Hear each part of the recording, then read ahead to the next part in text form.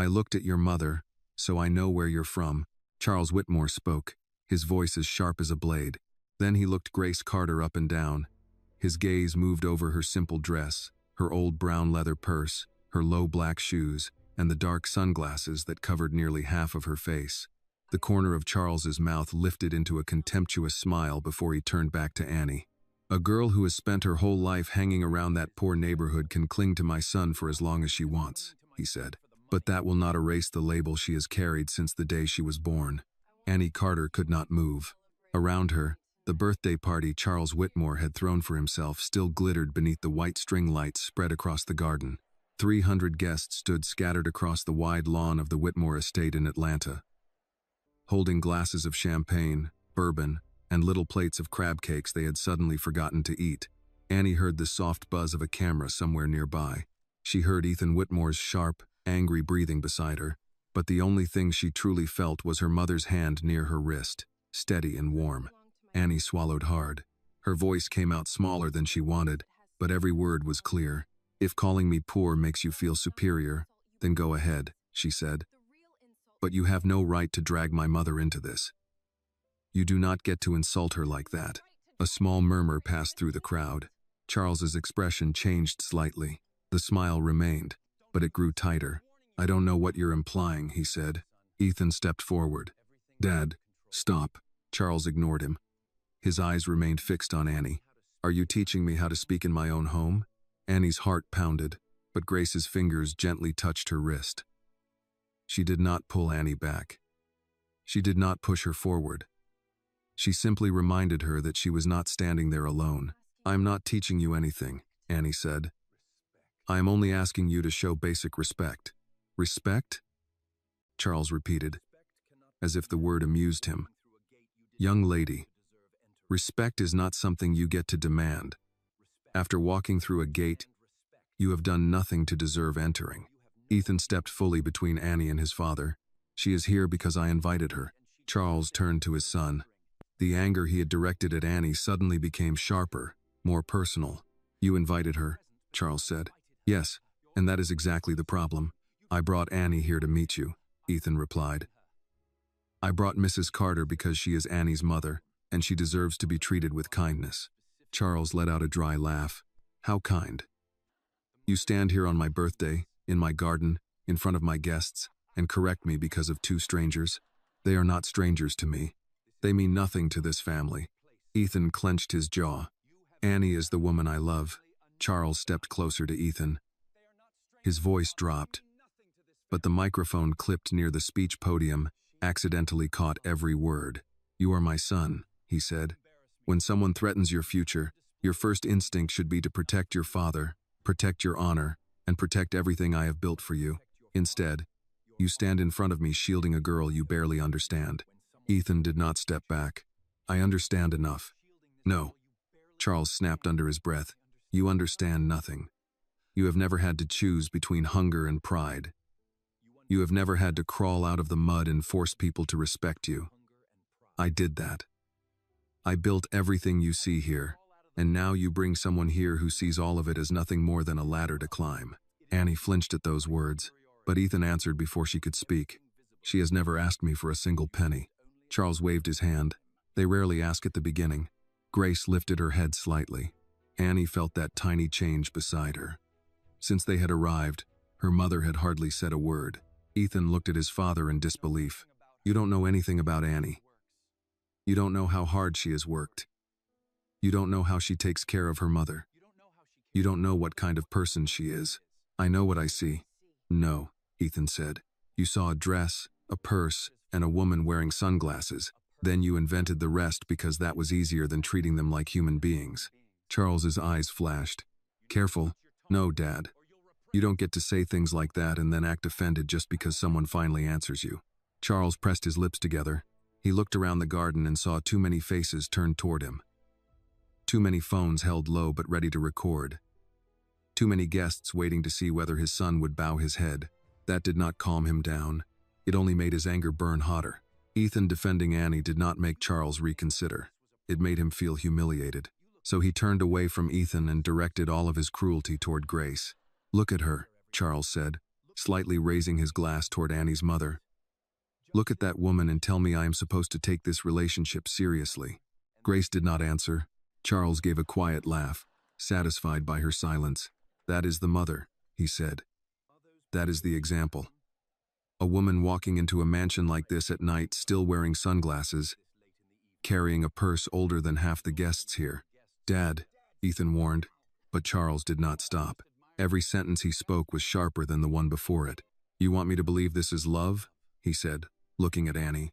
"No, I know exactly what this is." A mother sees a wealthy young man, and suddenly her daughter is dressed up neatly and brought onto my front lawn like an investment. Annie's face burned. "You are disgusting." "What is disgusting," Charles said, "is pretending to be innocent while standing right in front of a golden opportunity." Ethan stepped closer. "Do not put that filth on them." Charles turned to him. "Why are you defending them? I am your father.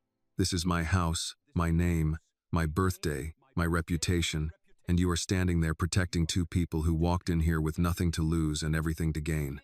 They did not come here for your money." Charles pointed toward Grace without even looking at her properly. "Then why is she here?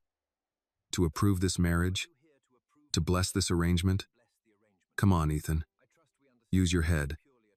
If you want to understand the daughter, look at the mother." Annie's voice trembled. "Do not say that again." Charles ignored her. "A mother teaches her daughter how to survive, sometimes through work, sometimes through prayer, and sometimes by finding a young man whose family is rich enough to erase the past." Grace's hand tightened gently around Annie's wrist. Ethan's face went cold. "You are talking about a woman you have never truly seen." Charles smiled.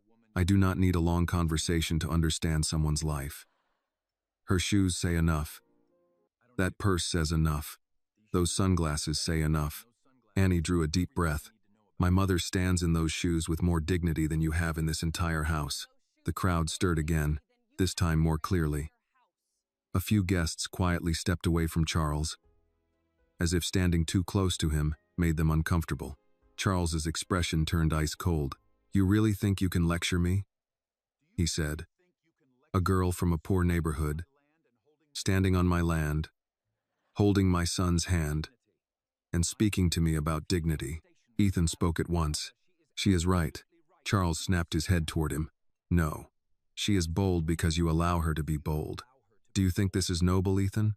Do you think standing against your own father makes you a man? I think insulting a woman and her mother just to feel powerful only makes you look small."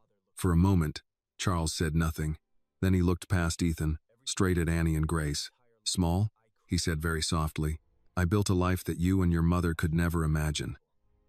I built rooms other people begged to enter. I created a reputation that makes doors open before I even touch the handle. And she," he nodded toward Grace, "she raised you to think that standing beside my son makes you his equal." Annie's eyes stung. "My mother taught me not to bow my head to cruel people." Grace's fingers tightened around Annie's wrist once more, gentle but firm. "No, Annie," Grace said. Annie turned to her mother. "Mom, he cannot keep talking about you like this." Grace did not take her eyes off Charles. "Let him finish," she said. Charles mistook her calm for surrender. The smile slowly returned to his face. "That may be the first sensible thing your mother has said tonight," he replied. "At least she knows when to stay quiet." Grace slowly lifted one hand toward her sunglasses. Charles kept talking.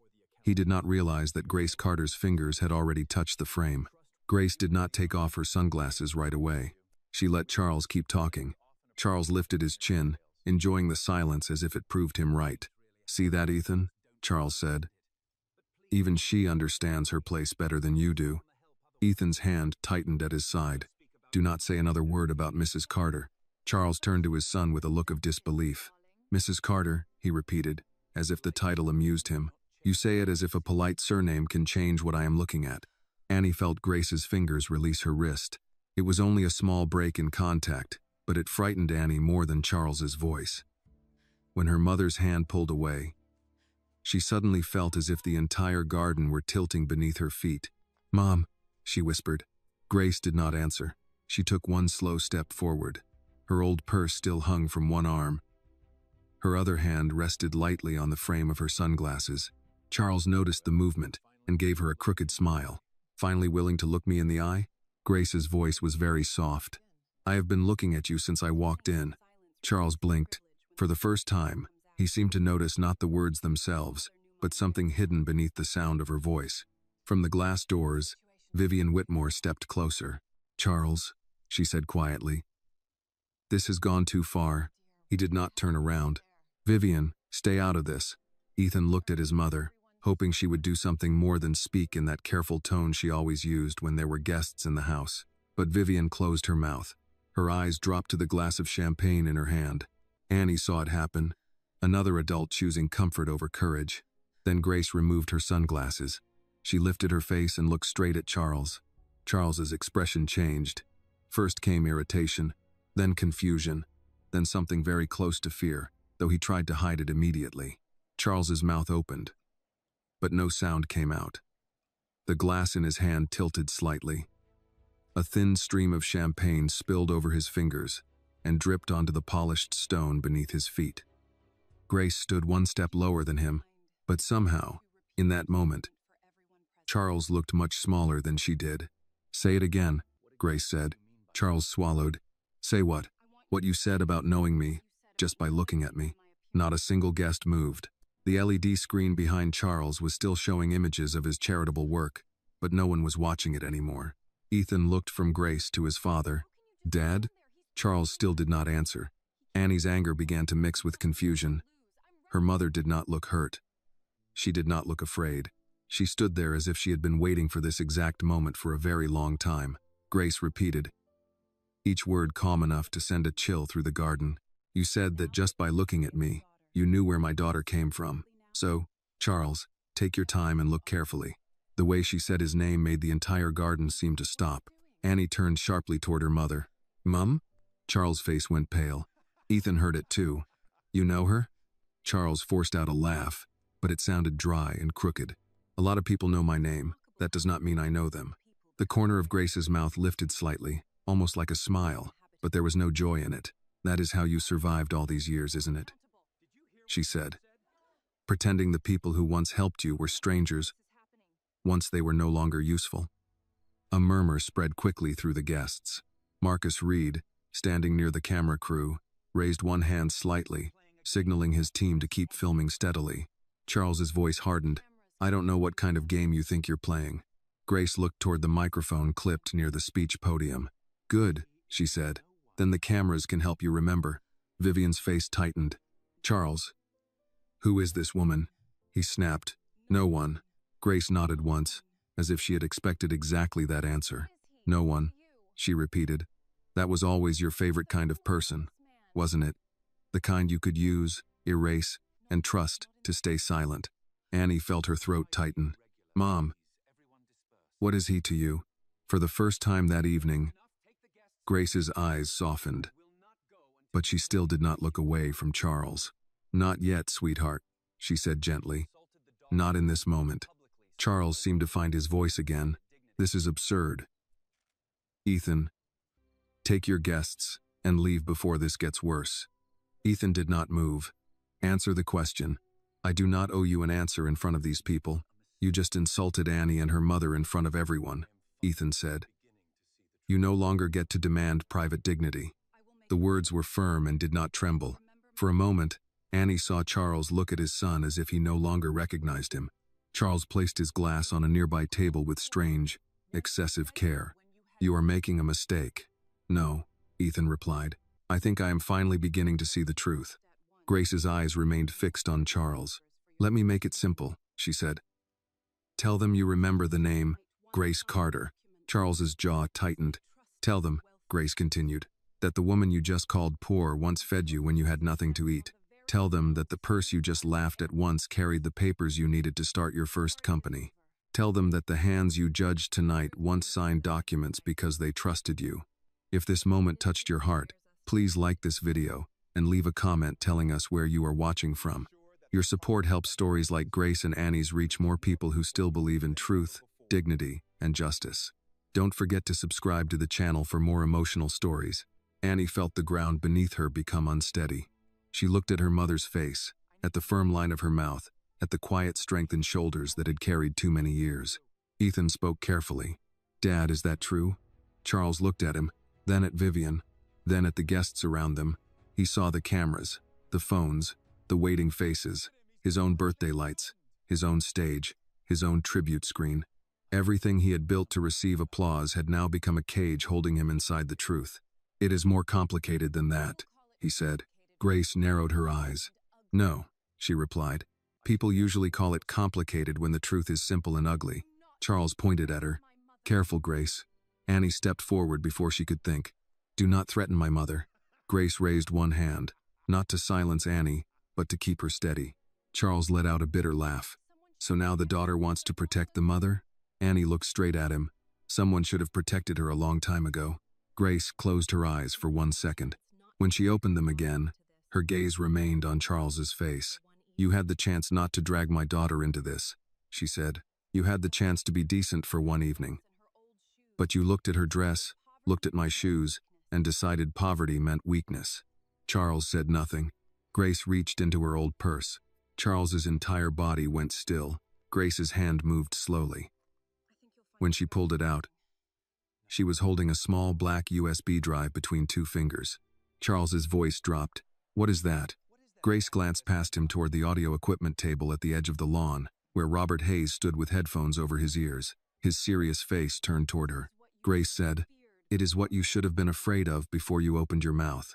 Robert Hayes did not move at first. He stood beside the AV table with his headset over one ear, one hand resting near the control board, his eyes fixed on the small USB in Grace Carter's hand. The party lights reflected off the black plastic casing for half a second. And somehow that tiny object pulled more attention than the 5-tier birthday cake, the band, the cameras, or the man whose name was written across every banner in the garden. Charles saw the shift. He felt it before anyone said another word. The crowd was no longer listening to him as the host. They were waiting for Grace. That made him angry. "Robert," Charles said, his voice smooth again, the way it became when he wanted people to remember who signed the checks. "Step away from that equipment." Robert's jaw worked once. "Mr. Whitmore, I'm just here to run the program. Then run the program I paid for." Grace did not move toward Robert yet.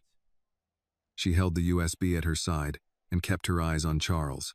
"You paid for the screen," she said. "You didn't pay for the truth." Charles gave a short laugh and turned toward the guests, trying to pull them back under his control. "Ladies and gentlemen, I apologize. This woman has clearly planned some kind of scene. I should have expected it the moment my son brought strangers into a private family event." "They're not strangers," Ethan said. Charles swung toward him. "You keep saying that as if repeating it will make it wise." "It's true." "No, Ethan. It is embarrassing." Charles pointed toward Annie without touching her. "You bring a girl into this house, and now her mother is standing in my garden waving around some device as if this is a courthouse." Annie stepped closer to Grace. "Maybe you should ask yourself why you're so afraid of what's on it." Charles's eyes cut to her. "I am not afraid of you. I didn't say you were afraid of me." The answer was quiet, but it landed. A few people near the front exchanged glances. Vivian Whitmore shifted beside the French doors, her fingers tight around the stem of her glass. She had the expression of someone watching a crack move through a wall she had spent years decorating. Charles noticed that too. "Vivian," he said, "go inside." She did not move. "Charles, what is on that USB?" "Nothing," he said too quickly. Grace's mouth tightened. "That word again. Nobody. Nothing. You always did like making people and things disappear." Charles stepped off the patio and came down onto the grass, closing some of the space between them. Ethan moved at once, putting himself between his father and the 2 women. Charles stopped. "Move." "No. This is not your fight." Ethan's voice stayed level. "You made it mine when you used Annie as a target. I am trying to protect you." "From what? A woman you hurt? A truth you buried? Or the idea that I might find out my father is not the man he keeps selling to everyone?" Charles's face hardened. "You have no idea what you're saying." "Then explain it." Charles looked at the cameras, the guests, the phones held at waist level, the servers pretending not to listen. For the first time, the grand design of his birthday began working against him. The microphones were still on. The stage lights were still bright.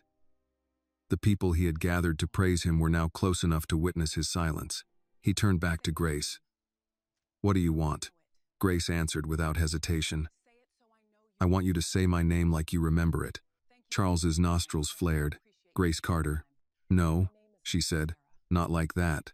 Not like I'm a piece of paperwork you misplaced. Say it like you remember the woman who fed you. Say it like you remember the woman who signed for you when no bank would touch you. Say it like you remember the woman you left behind with an empty account and your mess tied to her name.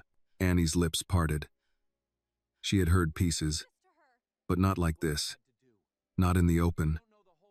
Not with Charles standing there, unable to meet Grace's calm with anything but fury. Ethan turned slightly toward Annie. His voice softened. Did you know? Annie shook her head.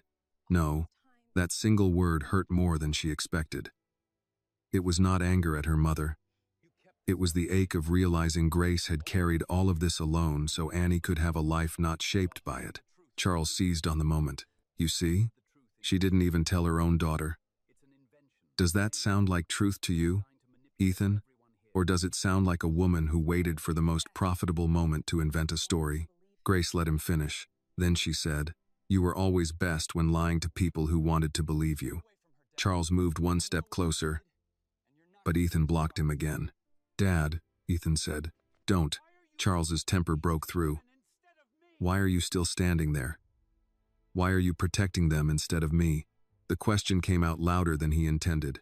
It carried across the lawn and struck the guests harder than the insults had, because for once it sounded honest. Ethan's face changed. The anger remained, but beneath it came disappointment. Deep and final. Because you're not being attacked, he said. You're being answered. Charles recoiled as if the words had crossed a line no son should cross. I gave you everything, he said. You gave me comfort, Ethan replied. You didn't give me the right to ignore cruelty. Charles laughed, but there was no ease in it now. Cruelty. You think this is cruelty? I am telling you what people in this world already know. A girl like Annie does not walk into a family like ours without a reason. Annie lifted her chin. I came because Ethan asked me to. My mother came because I asked her to. That is the whole reason. No, Charles said. The whole reason is standing beside you in cheap shoes, pretending she is too dignified to want what she could never build herself. Grace's eyes sharpened. Ethan took a breath, but Annie spoke first. My mother built me, she said. That is more than enough. The garden went quiet again, but this time the silence did not press against Annie. It stood with her. Grace turned her head slightly toward her daughter. The smallest softness crossed her face, then vanished as she faced Charles again. You should have stopped when she asked you not to insult me, Grace said. You should have stopped when your son asked you. But pride has always been your worst habit.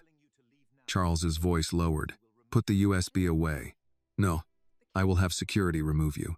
Then the cameras can record that too. He looked toward the two security men near the side path.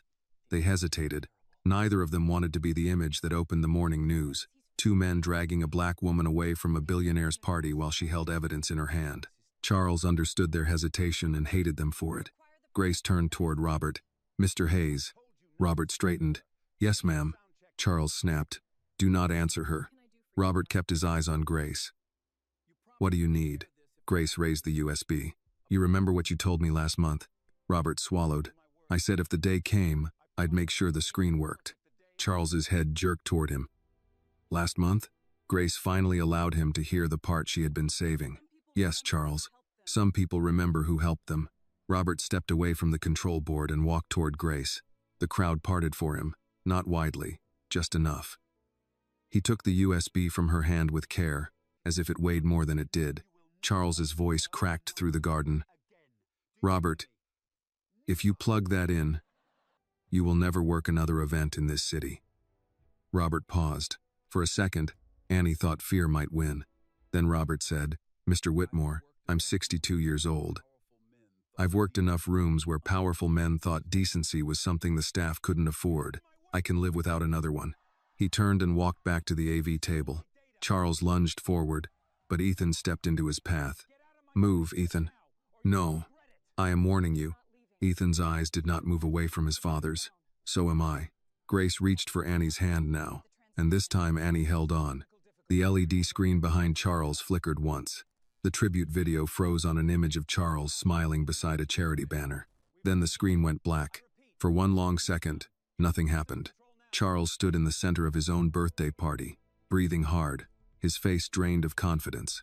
Then white letters appeared on the screen. Whitmore Global Holdings, original funding records. Grace squeezed Annie's hand. "Now," she said softly. "He can finish watching."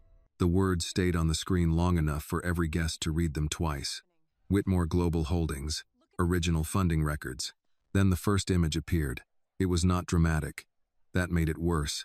A scanned document filled the LED screen, yellowed at the edges, dated more than 20 years earlier. At the top was the name of a small community bank in Atlanta. Beneath it, two signatures appeared side by side. Charles Whitmore, Grace Carter. Annie felt her mother's hand tighten around hers. Charles did not move. Robert Hayes adjusted a control at the AV table. The image sharpened, and the next slide came up. A deposit record for $15,000. The account name read, Carter, Whitmore Business Development. The source of the deposit was listed under Grace's name. A low sound moved through the garden. Grace spoke before Charles could. "That was my savings," she said. "Every dollar I had. Money from cleaning offices after hours, working weekends at a laundromat, and taking extra shifts whenever somebody needed help. He told me he needed proof of capital to open his first business account." Charles turned toward the guests, forcing a laugh. "This is ridiculous. Old bank records mean nothing." Grace looked at him.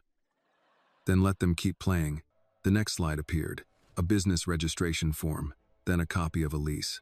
Then another document showing Grace as guarantor on office equipment Charles had used for his first investment firm. Ethan's face went still. "Dad?" Charles did not answer him. His eyes were locked on the screen now, as though he could make it go dark by hating it enough. Vivian's voice came from behind him. "Charles, what is this? Nothing you need to concern yourself with." "That is not an answer. It is the only answer you are getting right now." Annie had never heard a husband speak to his wife that way in public. Vivian's face tightened, but she did not step away. For the first time all evening, she looked less like the woman of the house and more like someone realizing she had lived inside a story with missing pages. Grace took one step forward, still holding Annie's hand. "He told people he had no one," Grace said. "That was part of the story, wasn't it, Charles? No help, no handouts. No one believed in you. That made the speeches better." Charles's voice came out harsh. "You don't know what it took to build this." "I know exactly what it took," Grace said. "I am watching it on your screen." Another slide appeared. A withdrawal slip. The amount was nearly the same as the deposit. The date was 3 days after the business registration. Charles's signature was printed at the bottom. Annie looked at it, then at her mother. "He took it?" Grace did not turn away from the screen. "Yes." The word was not loud, but it seemed to settle into every corner of the garden. Charles snapped. "That account was joint." Grace nodded. "Because I trusted you. You gave me access. I gave you help. You turned it into theft." Somewhere near the back, a man muttered something to his wife and began moving toward the exit. Others stayed frozen, caught between curiosity and fear of being seen leaving too soon. Marcus Reed's cameraman kept the lens on Charles, then moved to the screen, then back to Grace. Marcus no longer whispered instructions. His face had changed. He was listening like a man who knew this would not end with birthday cake. The next slide came up. A copy of an early investment agreement with a company name Annie did not recognize. Under it were highlighted lines. Cash transfer, private placement, offshore routing, third-party holding entity. Charles stepped toward the AV table. "Turn it off." Ethan blocked his path again. "Let it play.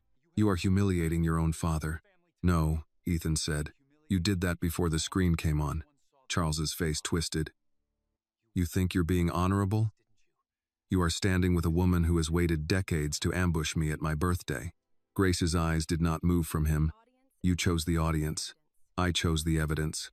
Robert clicked again. A photograph appeared. Charles was younger in it, thinner, wearing a wrinkled shirt and a smile that looked hungry. Beside him stood Grace, also younger, one hand resting on a folder. They were outside a small storefront with a paper sign taped to the window. Whitmore Carter Development Services. Annie heard herself breathe in. "Mom," she said.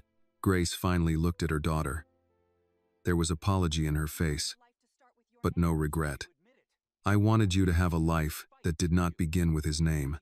Charles seized on that. "There. You hear it? She admits she hid it from you." Grace turned back. "I hid pain from my daughter. You hid crimes from the country." The garden stirred again. That word changed everything.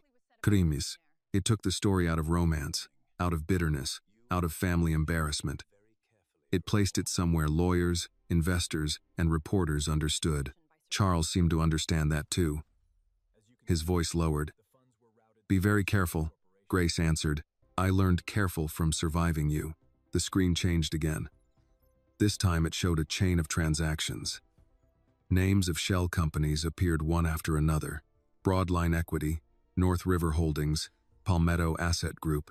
Arrows showed money moving from one account into another, then into early real estate purchases tied to Whitmore Global Holdings.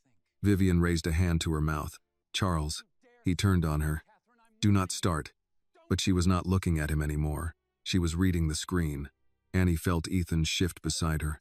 His breathing had slowed, but his face looked changed, as if the man he had called father was being taken apart piece by piece in front of him and there was nothing underneath he could save.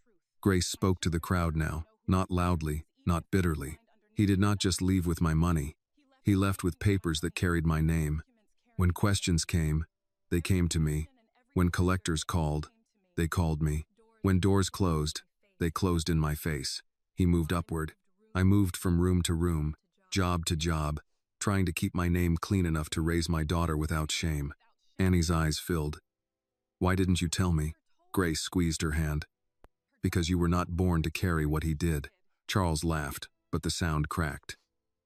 "This is sentimental nonsense. None of this proves anything illegal." Robert clicked once more. The screen went dark for half a second. Then a video began. The footage was old, grainy, taken from a bank lobby camera. A younger Charles stood at a teller window, with a folder under one arm.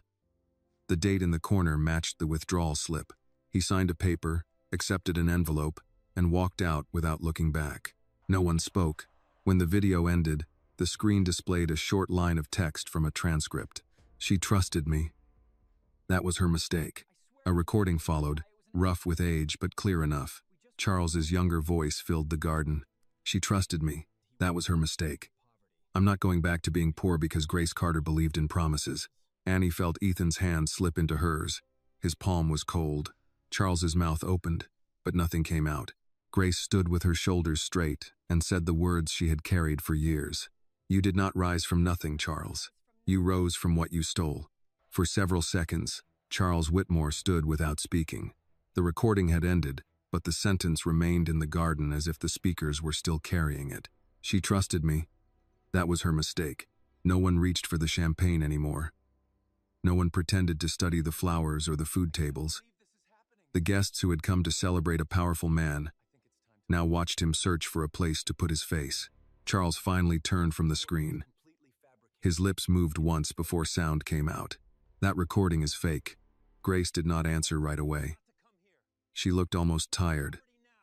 Not from weakness, but from having reached the part of the night where denial had become predictable. Charles pointed toward Robert Hayes. "Turn it off, now."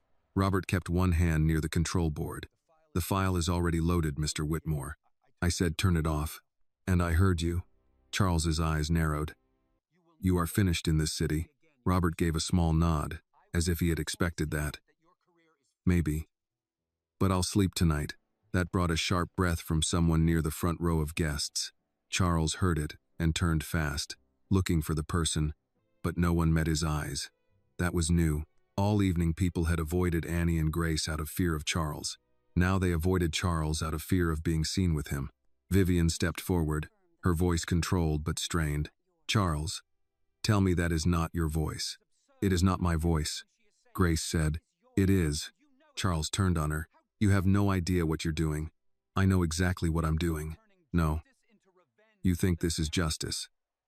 It is revenge dressed up for cameras." Grace's mouth tightened. "Revenge would have been easy years ago. Justice took longer because I wanted proof." Annie looked at her mother, and the woman standing beside her seemed both familiar and new. This was still Grace Carter, who checked the stove twice before leaving the apartment, who clipped coupons, who hummed gospel songs while folding laundry. But this was also a woman who had carried a locked box of truth through years of ordinary days, waiting for the moment it would matter. Ethan faced his father. How much of it is true? Charles's jaw clenched. Do not question me like that. How much? This is not a courtroom. No, Ethan said. It's worse for you. In a courtroom, your lawyers could object. A few guests reacted softly. Charles's face flushed. You think this is clever? He said. You think humiliating me makes you a better man? I think the woman you mocked deserves an answer. Charles stepped close to Ethan. You are my son. Remember that. I am trying to. The words landed quietly, but they hit harder than shouting. Charles looked at Annie then, and Annie saw panic hiding behind anger. He had spent the night trying to make her feel small, but now he needed someone small enough to blame. This is what you wanted, isn't it? He said. You and your mother. You came here with a plan. Annie's voice shook, but she did not lower it. I came here because Ethan asked me to meet his father. I didn't know my mother had ever met you. I didn't know any of this. Charles laughed. Convenient. No, Annie said. What's convenient is stealing from someone and then calling her bitter when she survives long enough to speak. Grace touched Annie's arm gently. It was not to stop her this time. It was to steady both of them. Charles glanced toward Marcus Reed and the camera crew. Marcus, you know better than to use any of this. Unverified claims, edited files, a family matter. Marcus lowered his microphone just enough to answer like a man speaking across a dinner table. Mr. Whitmore, you invited us here to document your life. We're documenting it. This will destroy your career. Marcus almost smiled, but there was no humor in it. At my age, threats sound less impressive than they used to. Charles's control slipped again. All of you are forgetting where you are. Grace answered. No, Charles, that is the problem. Everyone remembers exactly where they are. They are standing in your garden, under your lights, watching your story correct itself. Vivian set her glass down on a nearby table. The small sound of crystal against wood cut through the air. Charles, she said. Did you use her name? He did not answer. Did you use her documents? Still nothing. Vivian's face changed by degrees. Not grief exactly. Something colder. The expression of a woman realizing the life she protected had been built with rooms she had never been allowed to enter. Answer me, she said. Charles turned toward her. Not here. You had no problem speaking here when you were insulting them. His eyes flashed, but he did not reply.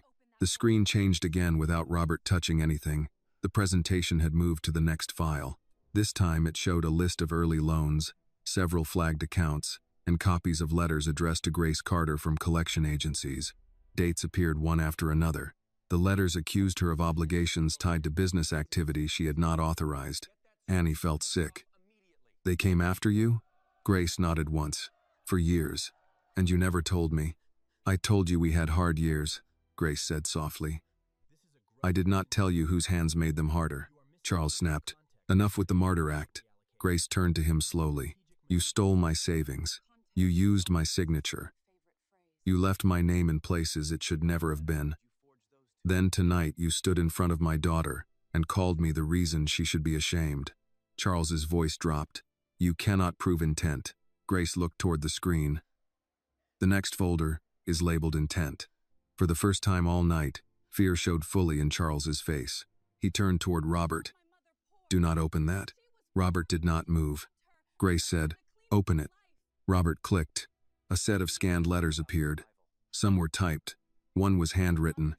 Charles's name appeared at the bottom of two. The wording was careful, businesslike, but certain phrases had been highlighted. Remove her access. Keep Carter off future filings. Transfer remaining documents. Make sure she cannot trace the initial funds. The garden seemed to draw one collective breath. Ethan read the highlighted lines, and his face hardened. You planned it.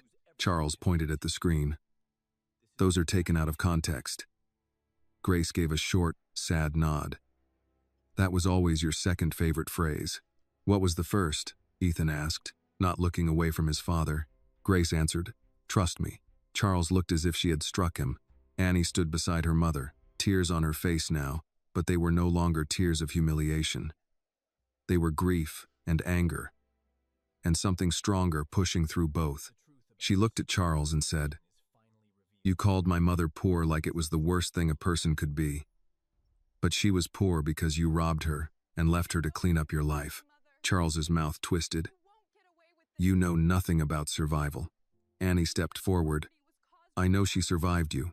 Ethan moved with her, not in front this time, but beside her. That mattered. He was not shielding Annie as if she were weak. He was standing with her because she was right. Charles saw that too.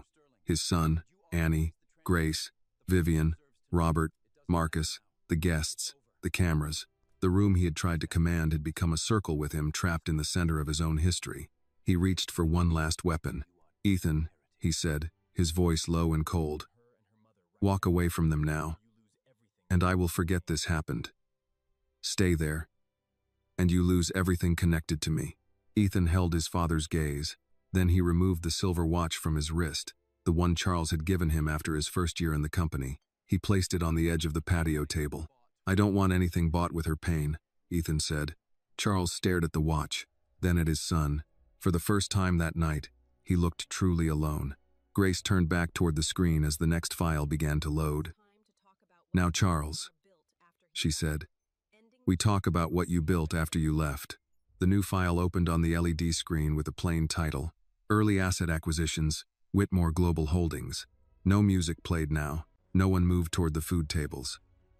Even the night air seemed to hold itself still while names, dates, and numbers appeared above Charles Whitmore's head. The first page showed a company called Broadline Equity. The second showed North River Holdings. The third showed Palmetto Asset Group. Each one had different mailing addresses, different officers, different signatures. But Grace had marked the same transfer path in red. Money moved through one company, then another, then landed in properties that later became part of Charles's empire. Marcus Reed spoke quietly into his recorder. Shell entities tied to early real estate purchases. Multiple transfers. Possible laundering pattern. Then he looked at his cameraman. Keep the screen and Whitmore in the same frame. Charles heard him. You say another word like that on camera, I will sue you before sunrise. Marcus did not lower the microphone. Then answer the documents before sunrise. Charles's hand flexed at his side. For a moment, Annie thought he might walk straight into the camera, but Ethan took one step closer without saying anything. That was enough. Grace looked at the screen as if reading from an old wound. After he emptied the account, the money did not go into a normal business. It moved through companies that existed only on paper, addresses that led to mailboxes, officers who could not be found, properties bought through pressure, false appraisals, and cash routed in ways no honest bank would approve. Charles scoffed. You are not a financial expert. No, Grace said. But I learned. I had to. Every time a letter came to my door with my name attached to something I did not sign, I learned a little more. Every time a collector called me like I was the criminal, I wrote down the name. Every time a lawyer told me I had no chance against a man with money, I saved the paper. Annie turned to her. You kept all of it? Grace's voice softened. Yes. All these years? Yes. Annie felt shame rise in her, not for her mother, never for her mother, but for every time she had complained about their old apartment, every time she had wondered why Grace always checked the mail with that tight look around her mouth, every time she had thought her mother was simply cautious. Grace had not been cautious. She had been building a case while raising a daughter, paying bills, and walking through a world that expected her to stay quiet. Charles turned toward the guests. This is theater. A bitter woman with old papers and a young woman who wants sympathy. That is all this is. Vivian answered before anyone else could. Then why are the papers making you nervous? Charles looked at her as if she had betrayed him. Do not start performing for these people. Vivian's face hardened. I have spent years performing for these people. I am asking you a question. The screen changed again. A series of property deeds appeared. Several had been purchased below market value from elderly homeowners, then sold months later for many times the amount after rezoning approvals. Annie did not understand every legal term, but she understood enough. People with less power had lost, and Charles had won. Grace pointed toward the screen. Those neighborhoods were not numbers. They were families, church members, veterans, widows, people who thought they were signing one thing, and later learned they had lost more than they understood. Charles's voice cut through the air. Careful with that word. What word? Lost. Grace faced him. You prefer acquired? A few guests shifted. One older man in a dark suit slowly lowered his glass to the nearest table and stepped away from Charles's circle. It was a small movement, but Annie noticed others follow, not leaving yet, just creating space around the man they had come to praise. Ethan looked at the deeds. Dad, these were part of the first expansion. Charles's eyes snapped to him. You don't know what you're reading. Then explain it. Business is not clean at the beginning, Charles said.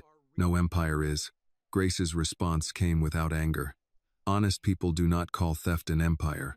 Charles rounded on her. You want to lecture me about honesty? You walk into my home carrying files, planning to disgrace me in front of my wife, my son, my partners, and my guests. Grace nodded toward Annie.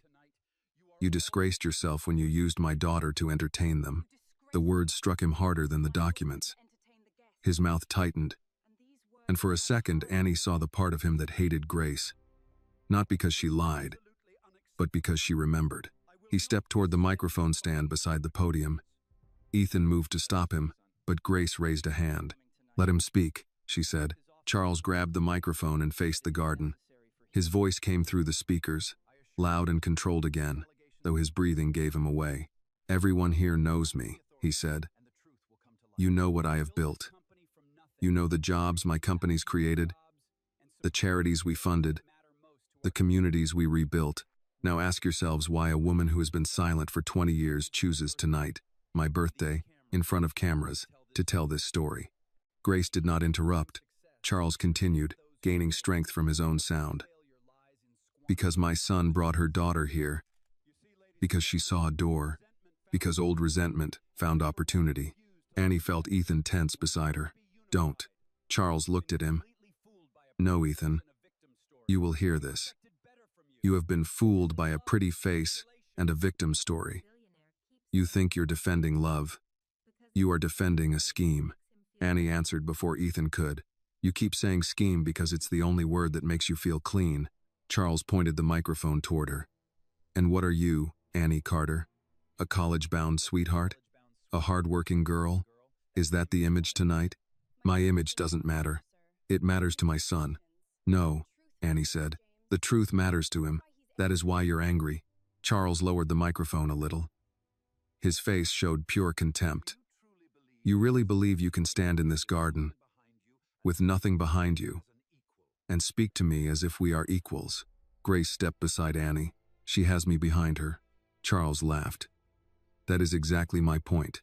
Annie felt the old humiliation try to rise again, but this time it could not find the same place to land. The screen was behind him. Her mother was beside her. Ethan had chosen. The guests were hearing everything. Grace spoke into the pause. You asked why I chose tonight. I did not choose your birthday because I wanted attention.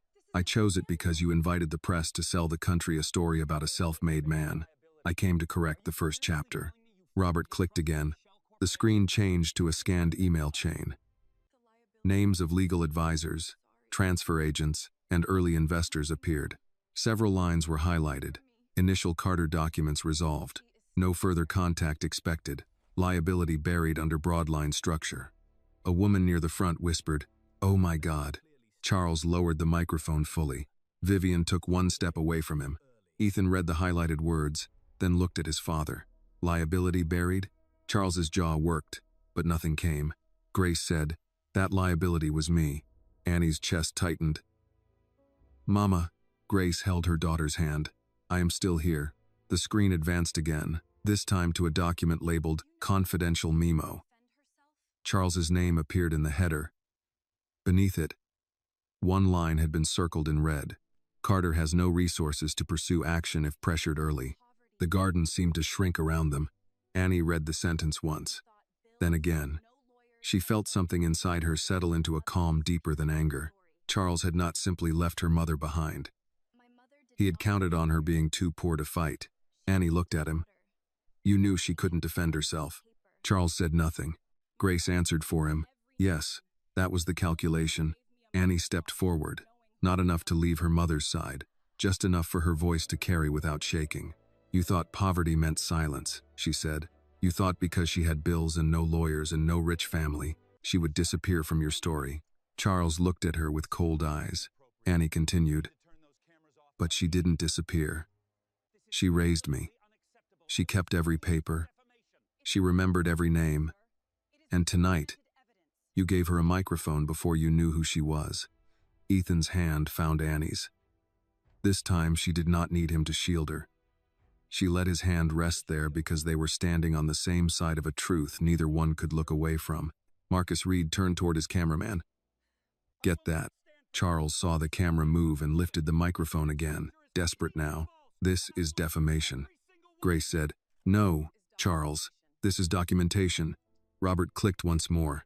A final slide appeared, simple and severe. Pending submission to federal authorities. Beneath it were listed the IRS Criminal Investigation Division, the Securities and Exchange Commission, the Georgia Attorney General's Office, and the U.S. Attorney's Office for the Northern District of Georgia. Charles's face went still. Grace looked at him and said, I did not bring the only copy. For the first time all night, Charles Whitmore seemed to understand that the garden, the guests, the screen, even the cameras were not the real threat. The truth had already left his house. Charles looked at the final slide as if the names of the agencies had been written across his own front door. IRS Criminal Investigation Division, Securities and Exchange Commission, Georgia Attorney General's Office, U.S. Attorney's Office for the Northern District of Georgia. The guests read them in silence. For men like Charles Whitmore, those names were not abstract. They were not lines in a civics textbook or background noise on cable news. They were doors that opened without asking permission. They were subpoenas, frozen accounts, board meetings at dawn, attorneys speaking in low voices, partners refusing calls, friends suddenly unavailable. Charles lowered the microphone, then raised it again. His first attempt at speech failed. Grace waited. That was what Annie noticed. Her mother did not rush to fill the silence. She let Charles stand inside it.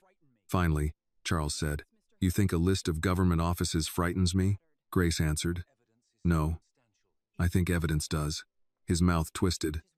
Evidence can be challenged. Yes, Grace said. That is why I made copies. The crowd shifted again. A few guests took out their phones openly now. There was no more pretending. Some were recording. Some were texting. Some were probably calling lawyers.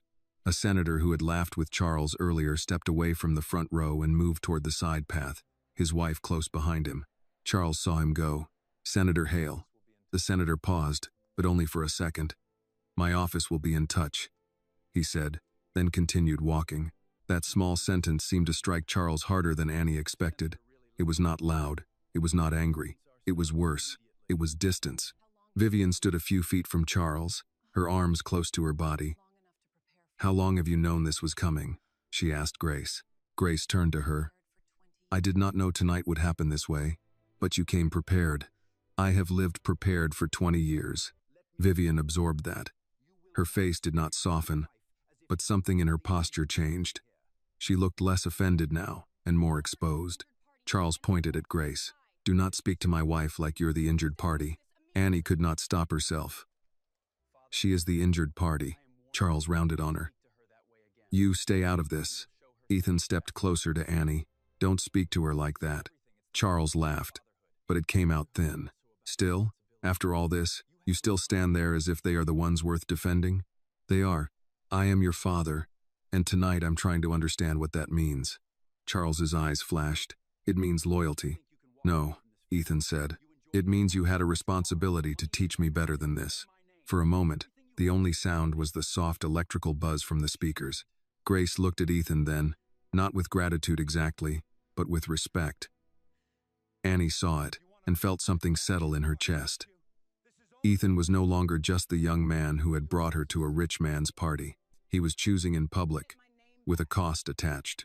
Charles noticed the look between them and hated it. "You think this is noble?" he said. "You think walking away from me makes you clean? You have enjoyed my house, my cars, my accounts, my name. Don't pretend you are above the life I gave you." Ethan's jaw tightened. "I'm not pretending. I'm ashamed." Vivian closed her eyes. The word moved through the garden faster than any shout. Ashamed. Charles's face hardened into something Annie had not seen before. The humiliation had become personal, and with men like him, personal humiliation always needed a target. He turned back toward Grace. "You wanted to break my family," he said. "Congratulations." Grace shook her head once. "No, Charles, I wanted my name back. What broke your family was what you did to keep yours clean." Robert Hayes clicked something at the AV table, and the final slide remained on screen, its stark list of agencies glowing over the party. Charles looked at Robert as if he were calculating how to ruin him, then seemed to remember the cameras.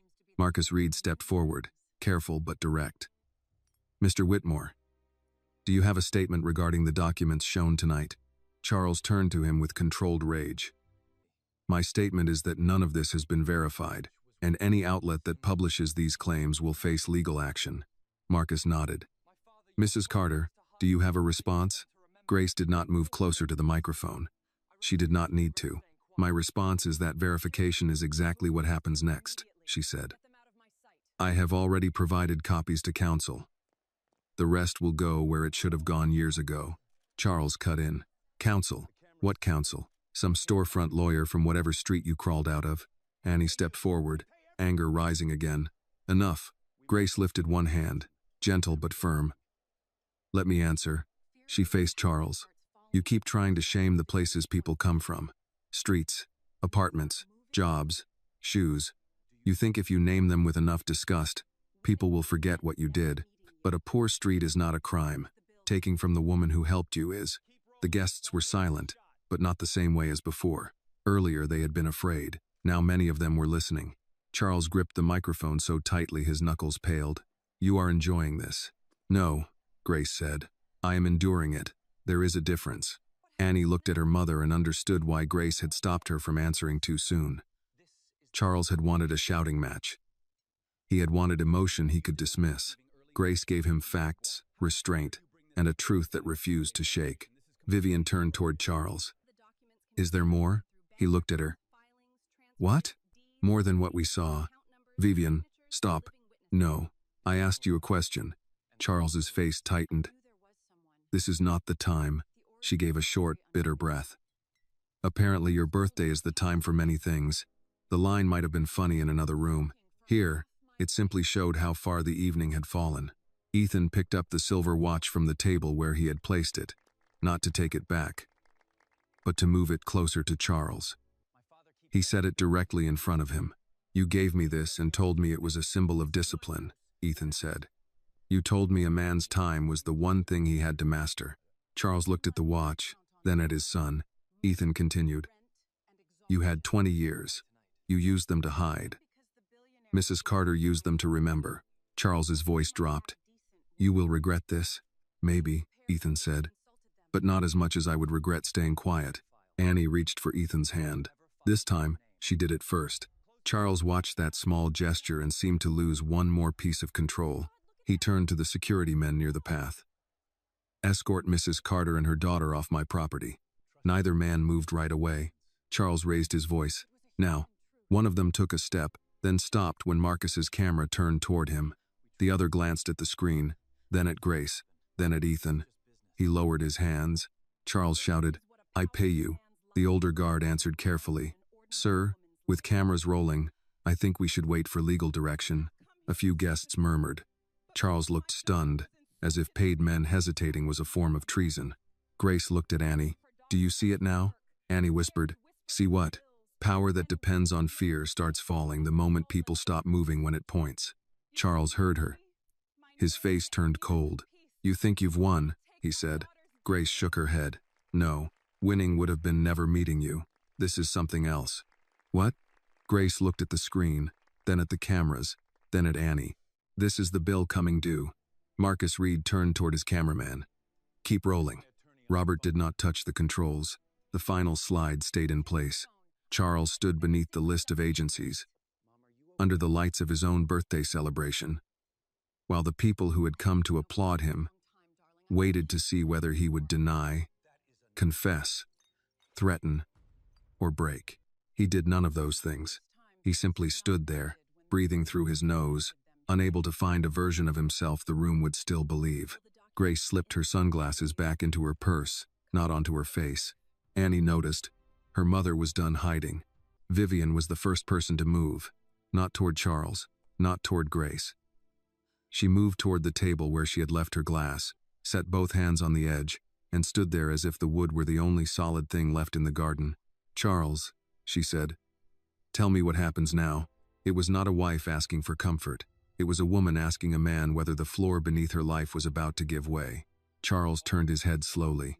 What happens now is that everyone stops pretending this circus has legal meaning. Grace's voice remained calm. It has enough meaning for the people you invited to see it. He looked at the guests, and for once he seemed to understand that invitations could turn into witnesses. Faces that had praised him at 7 o'clock now studied him with caution. Some guests had drifted closer to the exits. Others stood still with phones in hand. The cameras remained pointed toward the patio, steady and patient.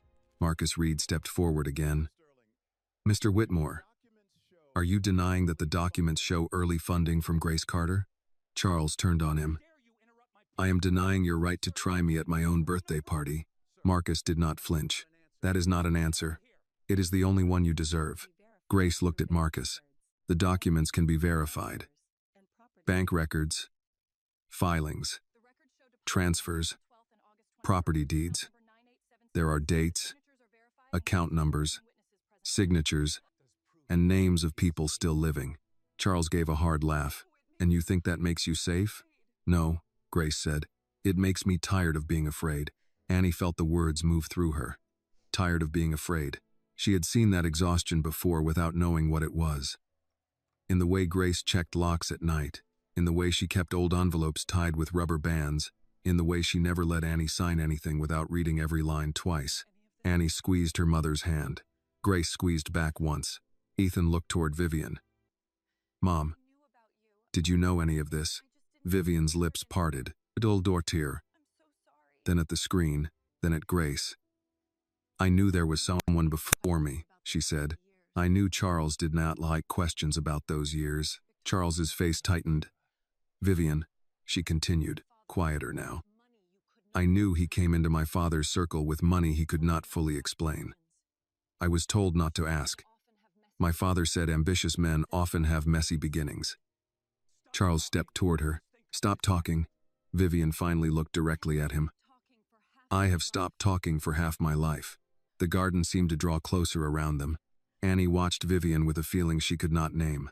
She had wanted to hate her. Maybe part of her still did. Vivian had lived in comfort while Grace struggled. Vivian had worn diamonds while Grace counted bills. But Annie also saw fear in her, and shame, and the cost of choosing silence until silence became a room with no windows. Grace did not comfort Vivian. She did not accuse her either. She simply said, silence helped him. Vivian nodded once. I know. Charles clapped his hands once, sharp and sudden. Wonderful.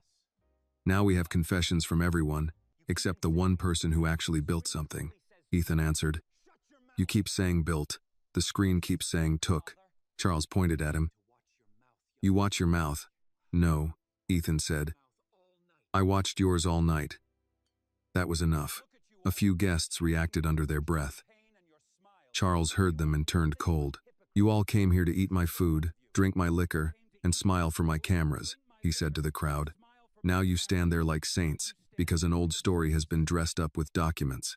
Grace's chin lifted. Old pain does not become false because it took time to reach the light. Charles ignored her and faced the crowd. Ask yourselves why she did not bring this to court years ago. Grace answered before the guests could think it. Because men like you count on time, money, and exhaustion. You count on people needing rent more than justice. You count on women being too busy surviving to fight you properly, Charles said. That is a speech, not an explanation. It is both. Ethan turned to Grace. Why tonight? Why not send everything first and stay away from him? Grace looked at Annie, then at Charles. Because tonight he was going to meet my daughter. I thought maybe years had made him less cruel. I thought maybe he would see her and act like a decent man for once. Charles scoffed. Grace continued. Instead, he looked at her dress, looked at me, and said exactly what men like him always say when they think no one can touch them. Annie's throat tightened again, but this time the pain had direction. Charles stared at Grace. You came here hoping I would insult you? No, Grace said. I came prepared in case you did. That answer stopped him longer than any accusation had. Robert Hayes looked at the laptop screen. Mrs. Carter, there's one more file queued. Grace's face changed slightly. Not fear, resolve. Charles noticed. What file? Grace did not answer him. Robert hesitated. You sure? Grace looked at Annie. This one is hard. Annie's pulse quickened. What is it? Grace took a breath. The first complaint that ever came in my name. Annie did not fully understand, but Charles did. His head turned toward the screen with sudden force. Do not open that, he said. Grace spoke to Robert. Open it. The screen changed. A scanned letter appeared, addressed to Grace Carter. It was from an attorney representing one of the early investors tied to Charles's first deals. The words fraud, misrepresentation, and personal liability were highlighted. Grace's name appeared again and again, not as a victim, but as someone being blamed. Annie felt her stomach tighten. They accused you? Grace nodded. Because my signature was where he left it. Charles snapped. You signed those papers. I signed what you told me was honest. You were grown. I was trusting. He smiled with sudden cruelty. That is not a legal defense. No, Grace said, but it is a human truth. The phrase quieted the garden. Marcus Reed repeated it softly, almost to himself. A human truth. The screen moved to another document, then another. Collection notices. Legal threats. A letter from a bank closing Grace's account. A report showing that her name had been flagged, making it harder for her to rent, borrow, or start over. Dates spread across years. Annie could barely speak. All of this was because of him? Grace answered. Because I trusted him, and because he knew the system would believe his money before it believed my word. Ethan's hand tightened around Annie's. His face was pale with anger. Charles said, This is emotional manipulation. Grace looked at him, then at the crowd. No. This is what a powerful man's lie looks like when it lands on an ordinary woman's life. Vivian covered her mouth and turned away, not to hide from the cameras this time, but from the truth. Charles looked around, searching for someone to rescue him with a laugh, a legal objection, a friendly interruption. No one came. Grace stepped toward the microphone Charles had dropped onto the table. She picked it up, held it at chest level, and faced the guests. I did not come here to ask any of you to feel sorry for me, she said. I have lived without your sympathy, and I can continue. I came because my daughter was insulted for being raised by me. So let me be clear, Annie Carter has never had to be ashamed of where she comes from. Annie's eyes filled. Grace turned slightly toward her. She comes from work. She comes from prayers whispered over bills.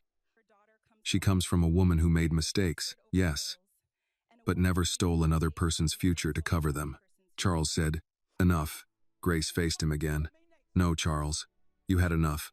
More than enough. You took my money, my name, and years of my peace. You do not get to take my daughter's dignity, too. For the first time, applause sounded from somewhere near the back. It was only one person at first. Then another.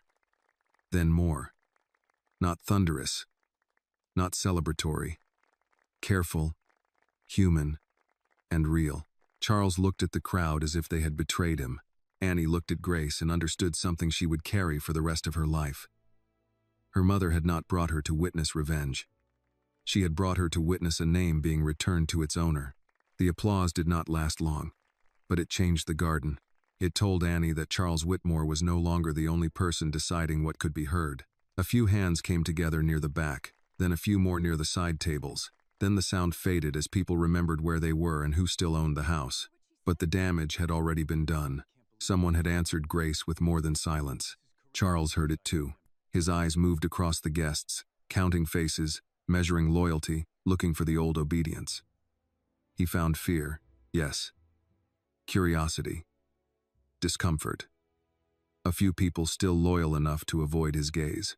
But he did not find the room he had controlled an hour earlier. He pointed at the nearest server. "Get my attorney on the phone."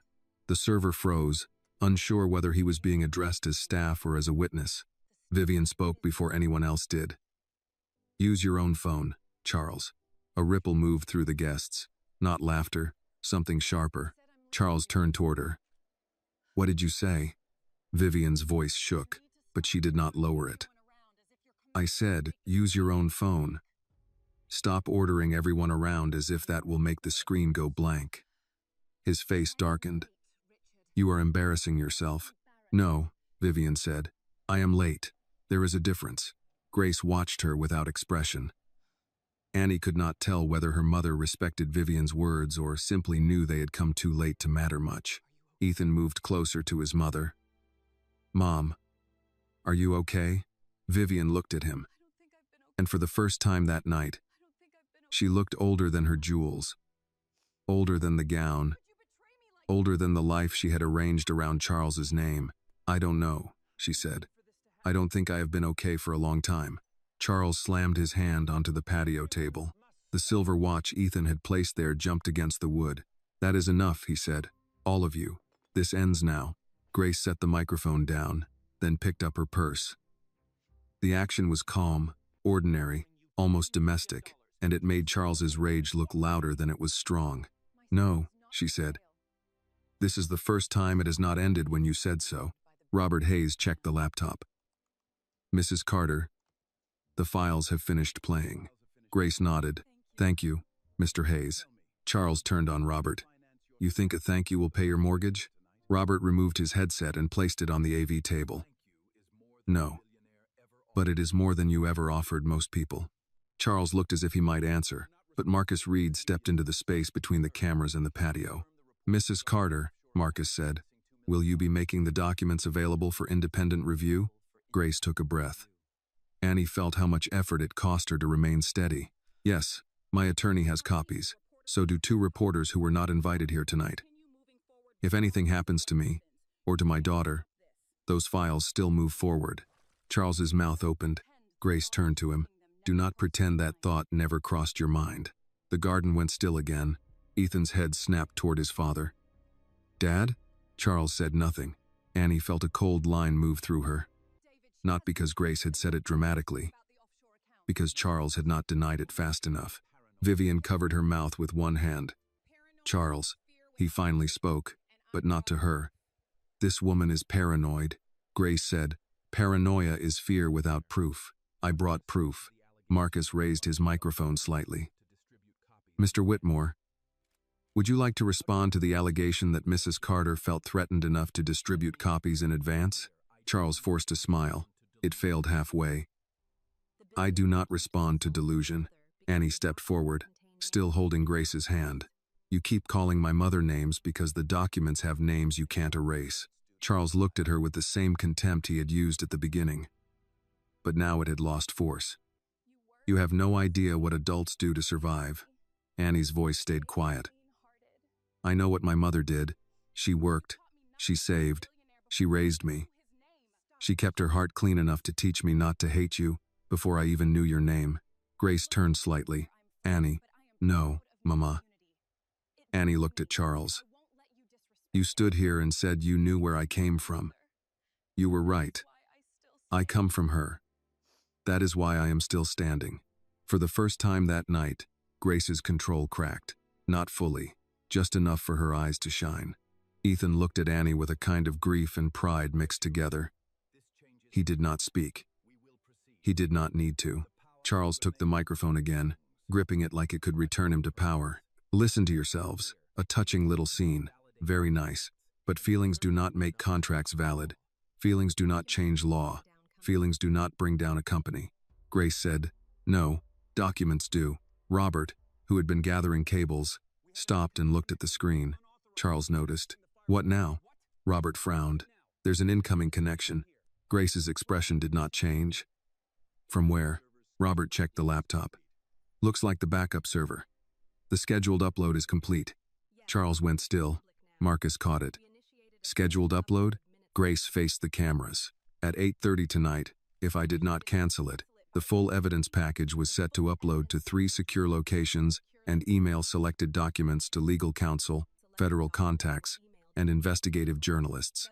Annie looked at her mother. "You planned that?" Grace nodded once. "I hoped I would not need it." Charles whispered. "You set a trap." Grace shook her head. "No. I set a safeguard. The trap was your mouth." That sentence moved through the garden like a clean cut. Marcus spoke to his cameraman. "Get the screen." The LED screen changed again, not to another document, but to a plain upload confirmation. "Transfer complete." Grace looked at Charles. "It is out of my hands now." Charles's face emptied. Not fully. The anger was still there. The pride, too. But underneath both was something Annie had not seen in him before. Not regret. Not sorrow.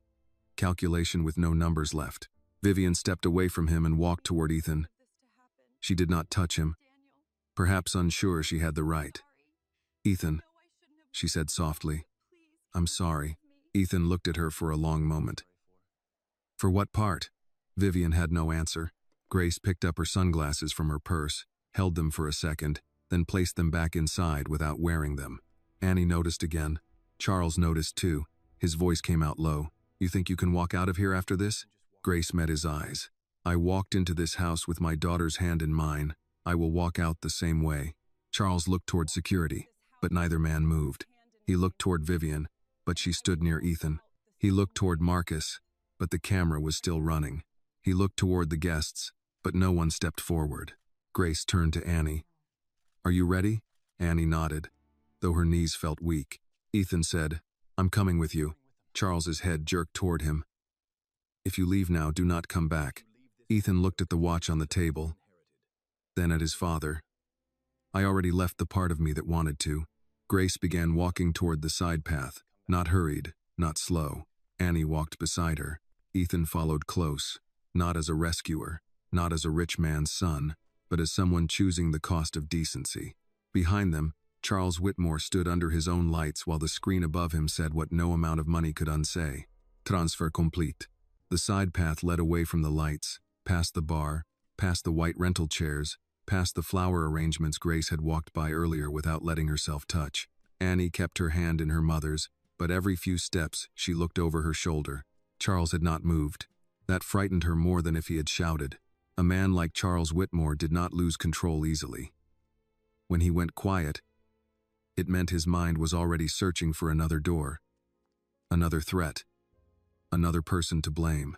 Ethan walked beside Annie now, his jacket open, his tie loosened, the silver watch no longer on his wrist. Without it, he looked less like Charles's son and more like himself. At the edge of the garden, Vivian called after them. "Ethan." He stopped. Annie and Grace stopped with him. Grace did not turn first. She waited, giving Ethan the choice. Vivian came toward them slowly, careful not to step on the hem of her gown. The cameras followed from a distance, but Marcus Reed kept them back with one lifted hand. Some moments, even a reporter understood, needed space before they became news. Vivian stopped a few feet away. "I don't know what to say," she said. Ethan's voice was quiet. "That's the first honest thing I've heard from this family tonight." Vivian flinched, but she accepted it. "You're right." He looked at her, and Annie could see the years inside that look. All the dinners, all the family portraits, all the polished Christmas cards, all the times Ethan must have sensed something cold behind the money but had no words for it. Vivian turned to Grace. "Mrs. Carter." Grace's face did not soften. "Yes. I should have asked more questions years ago." Grace answered plainly. "Yes, you should have." Vivian nodded. "I enjoyed a life that came from things I did not examine." Grace said, "That is between you and your conscience." The words were not cruel. That made them heavier. Vivian took a breath. "I can't undo what he did." "No," Grace said, "but if investigators call me, I will answer. Charles's voice cut across the garden from behind them. Vivian. Everyone turned. He had left the patio. The guests made room without touching him. His face had regained some color, but not control. He walked toward the side path as if the ground itself owed him cooperation. Vivian did not go to him. That stopped him more than Ethan had. Come here, Charles said. Vivian looked at him for a long moment. No. One word. Flat. Final. Charles blinked. Excuse me? I said no. The old habit in him tried to rise. Annie saw it. The expectation that a wife would correct herself, smile, return to his side, save the image. But Vivian did not move. Charles lowered his voice. Do not do this in front of people. Vivian gave a tired laugh. You keep saying that after everything you chose to do in front of people. He pointed toward Grace. She is destroying this family. Grace did not answer. Ethan did. You did that. Charles turned on him. You are making the worst mistake of your life. No, Ethan said. The worst mistake would be knowing the truth and pretending I didn't. Charles's eyes dropped to Ethan's bare wrist. You think taking off a watch makes you independent? No, it just means I know what I won't wear anymore. For a second, Annie thought Charles might soften. Not because he deserved to, but because some fathers, even bad ones, could still hear a son breaking. But Charles did not hear pain. He heard disobedience. You walk out with them, Charles said, and your accounts are frozen by morning. Ethan nodded once. Okay, the apartment is mine. I'll leave tonight. The car, you can send someone for it. Your position at Whitmore Global. I resign. The answers came faster than Charles expected. Each one took away a weapon before he could swing it. Charles's mouth tightened. You'll come back when you understand what comfort costs. Ethan looked at Grace, then Annie, then back at his father. I'm starting to understand what yours cost. Annie felt the words pass through her like cold water. Ethan was giving up more than a watch. He was giving up the easy future Charles had built around him, and doing it without making Annie beg him to stay or thank him for choosing decency. Charles shifted his attack. Annie, do you hear this? He is throwing away his life for you. That should bother you. If you care about him as much as you claim. Annie met his eyes. It does bother me, but not because of me. Charles gave her a hard look. Then why? Because a father should never make love feel like a bill. Ethan turned toward her, but she kept her eyes on Charles.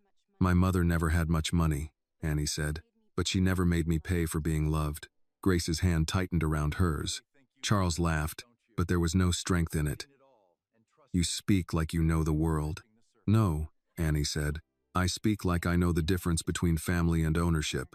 Vivian closed her eyes for a moment. Marcus's camera remained at a distance, catching the shape of the confrontation without crowding it. Behind Charles, guests whispered into phones. Near the patio, two board members of Whitmore Global spoke with a lawyer in a navy suit. One of them looked at Charles and then quickly away. Charles noticed. His anger faltered. He had been so focused on Grace, Annie, and Ethan that he had not seen the next circle forming. Investors, attorneys, advisors, people who knew that a scandal was not just moral failure. It was financial weather. One of the board members approached carefully. Charles, we need to speak inside. Charles snapped. Not now. It cannot wait. I said not now. The lawyer leaned close and said something Annie could not hear. Charles's face changed again. The rage remained, but fear came back under it. Grace saw it too. The calls have started, she said. Charles glared at her. Grace continued. That is how power works, isn't it? They praise you while you are useful. Then they calculate distance. Charles's voice dropped. You think you understand power?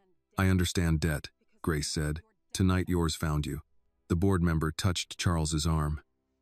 Charles jerked away, but he did not shout this time. He looked toward the house, toward the French doors, toward the people waiting to manage the wreckage. For the first time, leaving the garden was not victory. It was retreat. He turned to Ethan one last time. This is your final chance. Ethan looked at his mother. Vivian's face was wet now, though she made no sound. Then he looked at Annie and Grace. I already chose, he said. Charles stared at him, then at Annie. You will regret standing with her. Ethan shook his head. No. I'll regret how long it took. Grace began walking again. Annie walked with her. Ethan followed. This time Vivian did not return to Charles. She stood where she was, halfway between the man she had married and the son who had just walked away from his money. At the end of the side path, the valet area came into view. The old sedan Grace had arrived in waited between black SUVs and imported cars. Annie almost laughed through her tears. Grace noticed. What? All these people came in cars worth more than our apartment, Annie said, and yours is the only one I want to get into. Grace opened the passenger door for her. Then get in, baby. Ethan paused beside the car. Annie looked at him. You don't have to come right now. Yes, he said. I do. Grace studied him over the roof of the sedan. You understand what you just gave up? Ethan looked back toward the house. The LED screen was still visible above the garden wall, glowing with the words, "Transfer complete." Then he looked at Grace. I think I gave up less than my father stole, he said. Grace held his gaze for a moment, then nodded toward the back seat. Then get in. Grace drove. No one spoke for the first few minutes. The Whitmore estate disappeared behind them, first the iron gate, then the long wall, then the glow from the garden lights fading in the rear window. Annie sat in the passenger seat with both hands folded in her lap. Her fingers still felt the shape of her mother's hand. Her dress had wrinkled at the waist. One of the careful stitches Grace had made that morning had loosened. But Annie did not care. Ethan sat in the back seat, silent, his phone buzzing again and again. Grace kept both hands on the wheel. She drove the old sedan through the dark Atlanta streets, with the same calm she had carried through the garden. The car smelled faintly of peppermint gum, old leather, and the lavender hand cream Grace kept in the cup holder. After the lights, cameras, champagne, and white tablecloths, the small car felt more honest than any room Annie had entered that night. Ethan's phone buzzed again. Grace glanced at him through the rearview mirror. You can answer if you need to. Ethan looked at the screen. It's my father. Annie turned slightly. What does he want? Ethan gave a tired breath. To remind me he still thinks he can order the world back into place. The phone buzzed again, then stopped. A second later, a text came through. Ethan read it but did not respond. Grace asked, Is it a threat? Ethan hesitated. Yes. Annie's chest tightened. What did he say? Ethan looked out the side window. He says if I don't come back before midnight, my accounts are frozen, my apartment access is revoked, and my resignation will be made permanent by morning. Grace made a slow turn onto a quieter road. That sounds like a man bargaining with things he already lost. Ethan almost smiled, but it did not hold. It's strange. I knew he was cruel. I didn't know he was built out of it. Annie looked down. I'm sorry. Ethan leaned forward. No. Don't do that. I didn't know bringing me there would... Annie, he said softly. You didn't bring the truth into that garden? He did. He opened his mouth, and the truth answered. Grace said, That is the closest thing to wisdom I've heard from a Whitmore tonight. Ethan looked at her in the mirror. Mrs. Carter, I don't know how to apologize for him. You can't, Grace said. I know, I just... He stopped and rubbed his palms together. I'm sorry he spoke to you that way. I'm sorry he spoke to Annie that way. I'm sorry I ever thought he would look at her and choose decency. Grace's voice did not soften, but it was not hard either. Hope is not a crime, Ethan. No, he said, but it can make you blind. Grace drove another block before answering. Only if you keep it after the truth arrives. That stayed in the car. Annie watched the city pass by. A gas station. A closed pharmacy. A church with a sign that read, Sunday service 10 a.m. An older man swept the front of a diner. Even though it was near closing, ordinary life continued, which felt almost impossible after what had happened. Somewhere behind them, Charles Whitmore's birthday party was turning into phone calls, statements, denials, and lawyers. But here, traffic lights still changed. People still went home. The world did not stop for a rich man's fall. Ethan's phone buzzed again. This time it was not Charles. He read the name and frowned. It's my mother. Grace said, Answer it. Ethan put it on speaker. Mom? Vivian's voice came through thin and shaken. Ethan, where are you? In the car. With them? Yes. A pause. Then Vivian said, "Good." Ethan closed his eyes for a second. Vivian continued, "Your father is with the board. 2 attorneys are here. Marcus Reed's team has already sent requests for comment. Someone at the party streamed part of it live." Grace's hands did not move on the wheel. Annie whispered, "Already?" Vivian heard her. "Yes, Annie. Already." The way she said Annie's name was different now. Not warm exactly, but no longer dismissive. It sounded like effort. "Late effort, but effort." Ethan asked, "Are you safe there?" Vivian gave a short, sad laugh. "Safe? I don't know what that means in this house tonight." Grace spoke for the first time. "Mrs. Whitmore, do not let him put papers in front of you without your own attorney." Vivian was quiet. Grace continued, "And do not sign anything because he says it is for the family." Vivian's breath trembled. "You think he would do that tonight?" Grace answered, "I think he has done worse with less pressure." Another silence. Then Vivian said, "Thank you." Grace did not reply. Ethan said, "Mom, you should leave the house." "I know."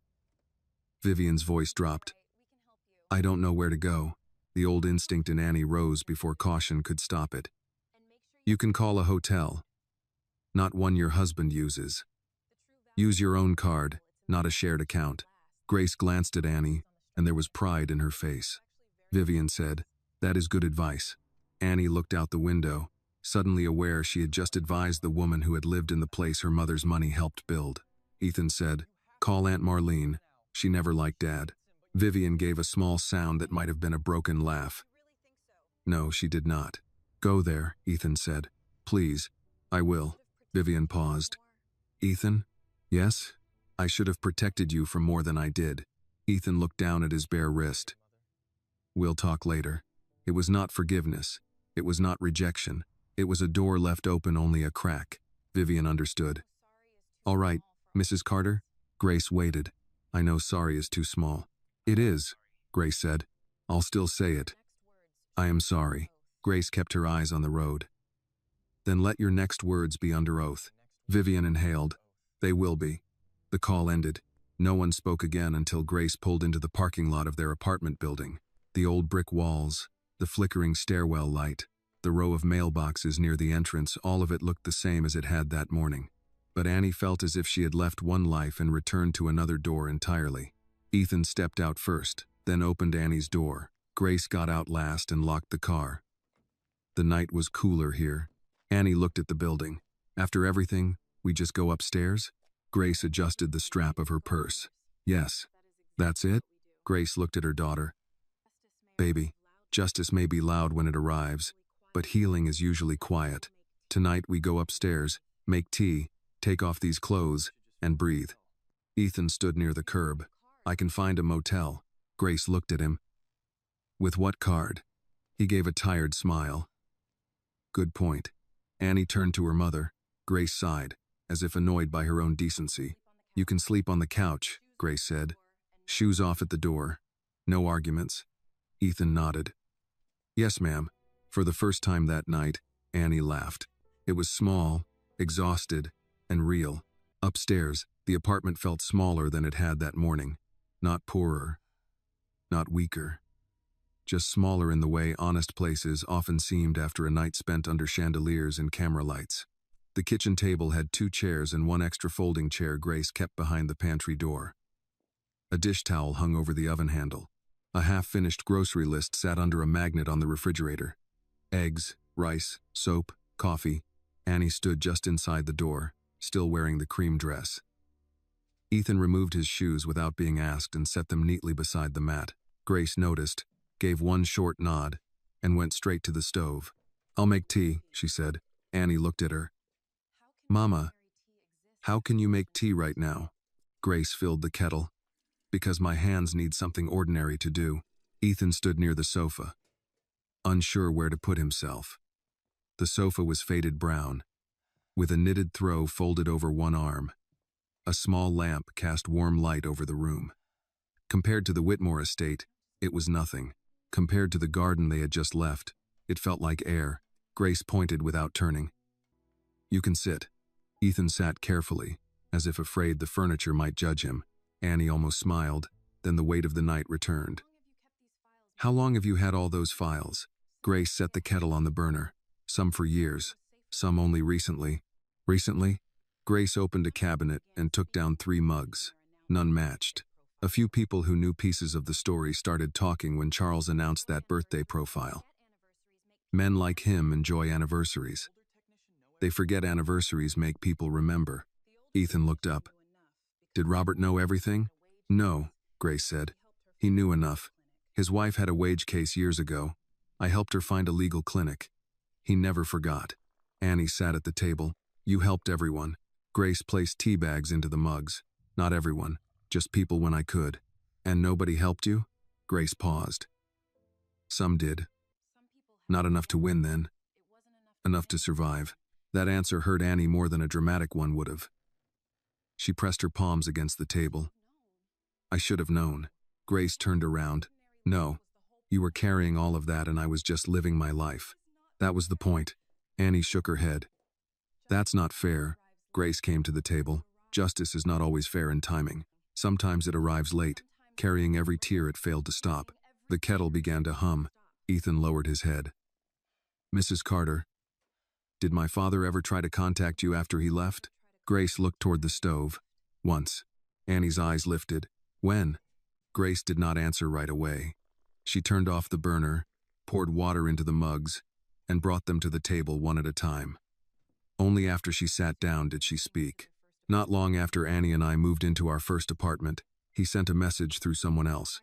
Said if I signed a statement saying all business arrangements had been settled, he would send money. Ethan's face tightened. A payoff. Grace nodded. I was tired. Rent was late. My name was damaged. I thought about it for one night. Annie whispered, why didn't you take it? Grace looked at her daughter. Because the statement said I had no claim, no complaint, and no memory worth mentioning. I could live poor. I could not sign away my own truth. Ethan covered his face with one hand for a moment. I don't know what to do with the fact that I came from him. Grace slid a mug toward him. You decide what ends with you. He looked at her. Grace continued. Blood can hand you a name. It cannot force you to repeat a man's sins. Annie took her mug but did not drink. What happens tomorrow? Grace gave a dry breath. Tomorrow will not wait that long. As if summoned, her phone rang inside her purse. All 3 of them looked at it. Grace took it out and checked the screen. Attorney Reed. Annie frowned. Marcus Reed? No. Different Reed. My lawyer. Denise Reed. She answered. Denise. A woman's voice came through sharp and alert, loud enough for Annie and Ethan to hear pieces. Grace, are you home? Yes. Good. Do not speak to any reporter without me. Do not answer unknown calls. Do not delete anything. Do you understand? I understand. Charles's legal team has already sent a preservation notice accusing you of distributing fabricated material. Ethan stood. Already? Grace put the phone on speaker. Denise, Ethan Whitmore is here with us. The lawyer paused. Charles's son? Yes. Ethan stepped closer. Miss Reed, I saw the documents at the party. I heard the recording. I'm willing to give a statement. Denise's tone changed. Do not give one tonight. Write down everything you remember while it is fresh. Times. Words. Who was present. Do not embellish. Do not guess.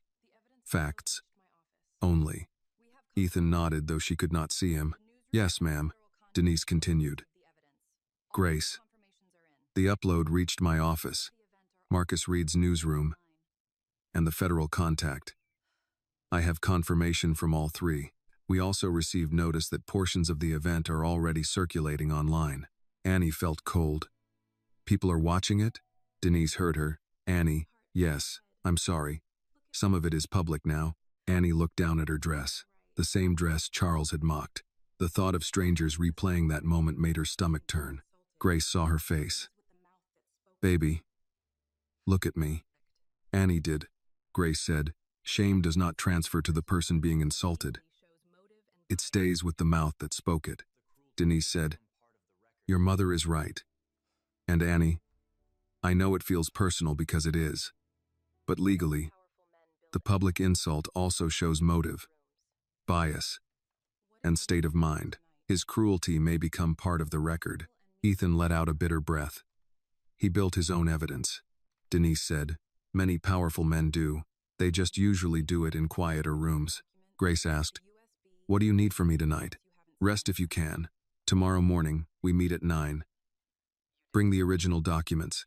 Bring the USB. Bring anything not already scanned." "And Grace?" "Yes. You did well." Grace closed her eyes briefly. "I stayed standing." "That counts." The call ended. For a while, only the clock above the sink made sound. Ethan picked up one of the old envelopes Grace had set near her purse, then stopped himself. "Sorry." Grace shook her head. "It's all right. Just don't open anything yet." He set it down. "I keep thinking about my mother." Annie looked at him. She called. "That matters." "Does it?" "It can," Grace said. "If she tells the truth when it costs her." Ethan nodded slowly. "I don't know if she will." "Then do not build your peace on waiting for it," Grace said. Annie finally took a sip of tea. It was too hot, but she welcomed the burn. It gave her something real to feel that was not humiliation or fear. Her phone buzzed on the table. Then again. Then again, she looked at the screen. Messages from classmates. Unknown numbers. Social media alerts. One preview showed a clip title, "Billionaire Insults, Black Girlfriend, and Mother Before Evidence Drops." Annie turned the phone face down. Ethan noticed. "I'm sorry." She looked at him. "You keep saying that. I keep meaning it." Grace stood and carried her mug to the sink. "Both of you listen to me. Tonight was not the end. It was the door opening. Tomorrow people will call. Some will praise. Some will accuse. Some will twist every word. Do not answer strangers while your heart is raw." Annie nodded. Ethan said, "Yes, ma'am." Grace looked at him. "And you. If you stay here tonight, you follow the rules." He straightened. "Of course. No calls with your father in my living room. No sneaking out to fix what he broke. No making promises to my daughter because guilt is sitting on your chest." Ethan absorbed that. "I understand." Grace looked at Annie. "And you? No reading comments." Annie almost objected, then stopped. "Okay." Grace took a blanket from the hallway closet and handed it to Ethan. "Couch is short. I'll manage. It's not a hotel." "I know." Grace gave him a look. "No, you do not. But you will." Annie laughed again, quieter this time. Grace went to her bedroom door, then stopped. She looked at Annie, and the strength she had worn all night softened into fatigue. "Baby," she said. "I'm sorry you found out this way." Annie stood and crossed the room. She hugged her mother carefully at first, then tighter. "I'm not sorry, I know," Annie said. "I'm sorry you had to know alone." Grace held her for a long time. Ethan turned away, giving them privacy in the only way the small room allowed. Outside, somewhere beyond the apartment walls, the story was already spreading. Screens were lighting up, phones were ringing. Charles Whitmore's name was leaving the safe rooms where money had protected it. But inside the apartment, Grace Carter held her daughter. And for the first time in 20 years, the truth no longer had to whisper. Morning came without mercy. Annie woke on the sofa chair with a blanket around her shoulders and the taste of cold tea in her mouth. She did not remember falling asleep there. Across the room, Ethan was on the couch, one arm over his eyes, still in his dress shirt from the night before. The blanket Grace had given him had slipped to the floor. His phone sat face down on the coffee table, buzzing every few minutes like something trapped. Grace was already awake. She stood at the kitchen counter in a plain gray sweater, sorting papers into 3 stacks: originals, copies, personal notes. Her sunglasses rested beside the coffee maker, unused. The old brown purse sat open on a chair, and next to it was the USB, sealed inside a small plastic evidence bag Denise Reed must have given her at some earlier meeting. Annie sat up. "Did you sleep?" Grace did not look over. "Enough. That means no. That means coffee first." Ethan stirred at the sound of voices. He sat up too quickly, then winced as if his neck reminded him the couch was not built for rich boys with long legs. Grace pointed toward the kitchen without turning. Coffee's made. Mugs are in the cabinet. Pour your own. This is not room service. Ethan stood, smoothing his shirt. Yes, ma'am. Annie would have smiled if the morning had not felt so heavy. Her phone was on the table. She had turned it off before sleeping. Now she pressed the side button and watched it wake. The screen filled at once. Messages, missed calls, news alerts, clips, tags, unknown numbers. One headline sat at the top of the notifications. Billionaire Charles Whitmore accused of stealing first fortune from black woman he later insulted at birthday gala. Annie turned the phone face down again. Grace saw the movement. Not yet. I only saw one. One is enough before breakfast. Ethan picked up his own phone, and his face changed. Annie asked, "What?" He read silently, then said, "Whitmore Global released a statement at 5:12 a.m. Grace set down a folder. "Read it." Ethan cleared his throat. Whitmore Global Holdings is aware of an incident at a private family event last evening involving unverified allegations presented without context. The company takes all claims seriously and has initiated an internal review. Mr. Charles Whitmore denies wrongdoing and remains committed to transparency, integrity, and the communities we serve. Grace gave a small, humorless breath. They found every word except truth. Annie said, "What does without context even mean?" "It means," Ethan said, "they hope people get bored before the documents are checked." Grace slid a stack of papers into a folder. "Then we will not let them." At 8:30, Denise Reed arrived. She was a black woman in her late 50s, short hair, dark suit, practical shoes, and the focused manner of someone who had spent years walking into rooms where people underestimated her once and regretted it twice. She carried a leather briefcase and a paper grocery bag. Grace opened the door. Denise held up the bag. Bagels, cream cheese, bananas. Nobody tells the truth on an empty stomach. For the first time that morning, Grace's mouth softened. "Come in."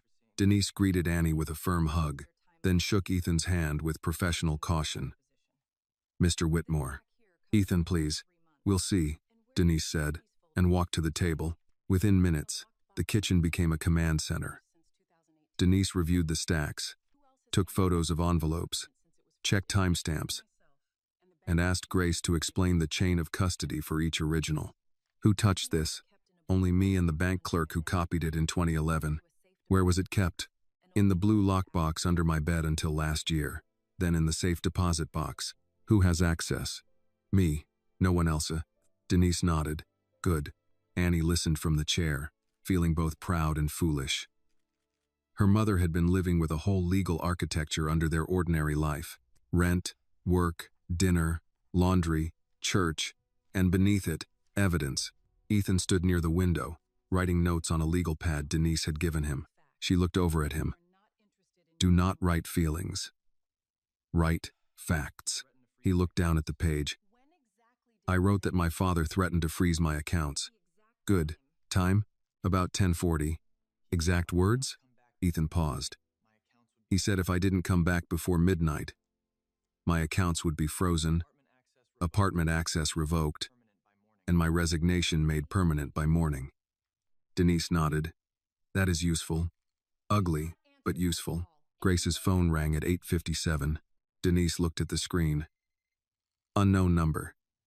"Don't answer." It stopped. Then Annie's rang. "Unknown number." Then Ethan's. He looked at the screen. "Board chairman." Denise pointed at him. "Speaker. Say nothing unnecessary." Ethan answered. "This is Ethan." A man's voice came through, controlled and dry. "Ethan, this is Martin Bell. We need to know whether you are safe." Ethan glanced at Annie and Grace. "I'm safe." "Are you with Mrs. Carter?" "Yes." A pause. "Are you represented by counsel?" Ethan looked at Denise. Denise said, "He is not giving statements at this time." "This is Denise Reed, counsel for Grace Carter. Any legal communication should be made in writing." Martin Bell's tone changed. "Miss Reed, the board is convening at 10. We are placing Charles on temporary leave pending review." Ethan closed his eyes. Annie could not tell if it hurt him or relieved him. "Maybe both." Denise asked, "Is that public?" "It will be within the hour. Then I suggest your statement avoid attacking my client."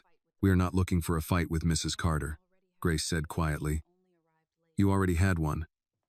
Your company just arrived late." Martin did not answer for a second. Understood. The call ended. Ethan sat down slowly. Annie asked, "Are you okay?" He looked at his empty wrist. "I don't know what okay means today." Grace placed a mug of coffee in front of him. "Today it means you told the truth when asked." At 9:26, Marcus Reed's first segment aired online. Denise allowed them to watch only the opening 2 minutes. The video showed Charles under the garden lights, saying the words that had started it all. Then Grace removing her sunglasses. Then the screen with the first funding records. Marcus's voice came over the footage, low and careful, not dramatic, which somehow made it stronger.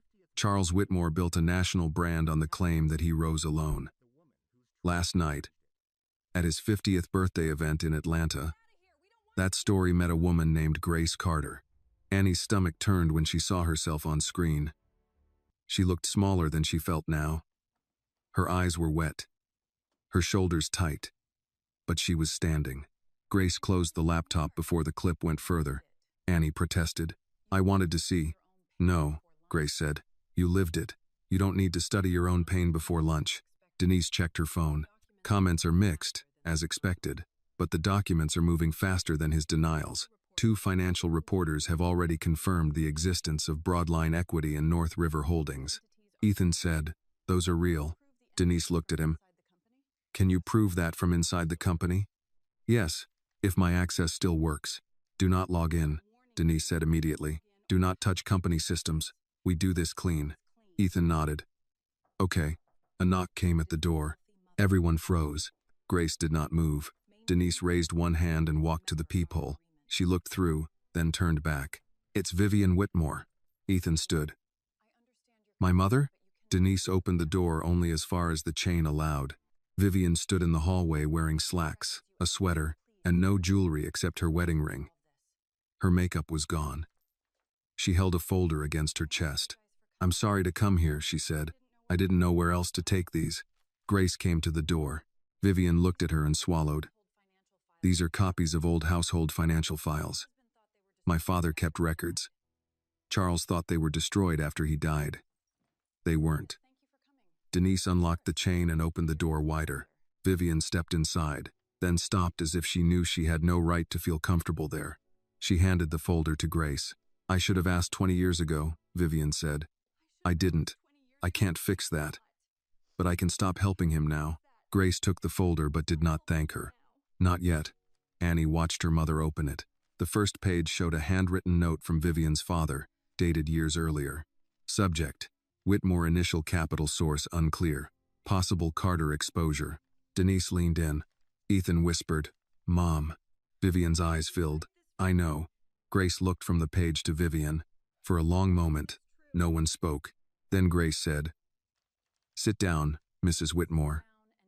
If you came to tell the truth, tell it properly." Vivian sat at Grace Carter's kitchen table as if the chair might reject her. She placed both hands around the coffee mug Grace had set in front of her but did not drink. Denise Reed opened the folder and began arranging the pages with the careful movements of a lawyer who knew paper could change the shape of a life. Grace stood beside the table, arms folded, reading each page as Denise turned it. Annie sat close enough to see the handwriting but not close enough to understand every note. Ethan stood near the sink, his face pale each time his mother's name appeared beside Charles's. Denise lifted the first document. "This note from your father says he questioned the source of Charles's initial capital." Vivian nodded. "Daddy didn't trust him at first." Grace's face did not change. "But he still let him in. He let him in because Charles was charming, hungry, and useful." Vivian's voice was thin but steady.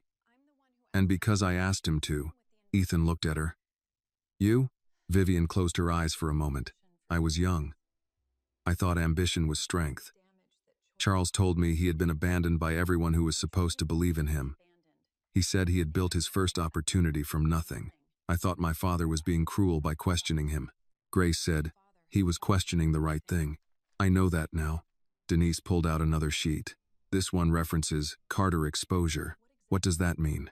Vivian swallowed. "My father's accountant found Grace's name attached to early filings. Charles said she was an old assistant who had signed a few minor documents. and was trying to claim more than she deserved. Annie's hands tightened in her lap. Grace asked, "And you believed that?" Vivian looked at her. "I chose to." The answer was ugly, because it was honest. Grace looked away first. Not because Vivian had won anything, but because some truths were too small compared to the damage they caused. Denise made a note. "Mrs. Whitmore, are you willing to sign a sworn statement?" Vivian nodded. "Yes." "Are you willing to testify if required?" "Yes." Ethan's voice broke slightly. "Mom, are you sure?" Vivian looked at him. "No. But I am finished being useful to a lie." Grace studied her for a long second. "That is not the same as making it right." Vivian's eyes filled. "I know." Before anyone could answer, Denise's phone rang. She checked the screen and stepped toward the window. "Read." Everyone went silent. Denise listened, then said, "Send it in writing." "No, my client will not provide a quote at this time." "Yes, we can confirm receipt of the board's statement once it is public." She ended the call and turned back. Whitmore Global has placed Charles on immediate administrative leave. The board is appointing outside counsel and a forensic accounting firm. Ethan lowered his head. Annie touched his arm. "You okay?" He gave a small nod that did not convince anyone. "I knew it was coming. Hearing it is different." Vivian whispered, "He will blame all of us." Grace said, "He blamed us before the evidence. At least now people can read why." By noon, the story had moved past the party. The first financial network picked it up, then 2 Atlanta stations, then national outlets.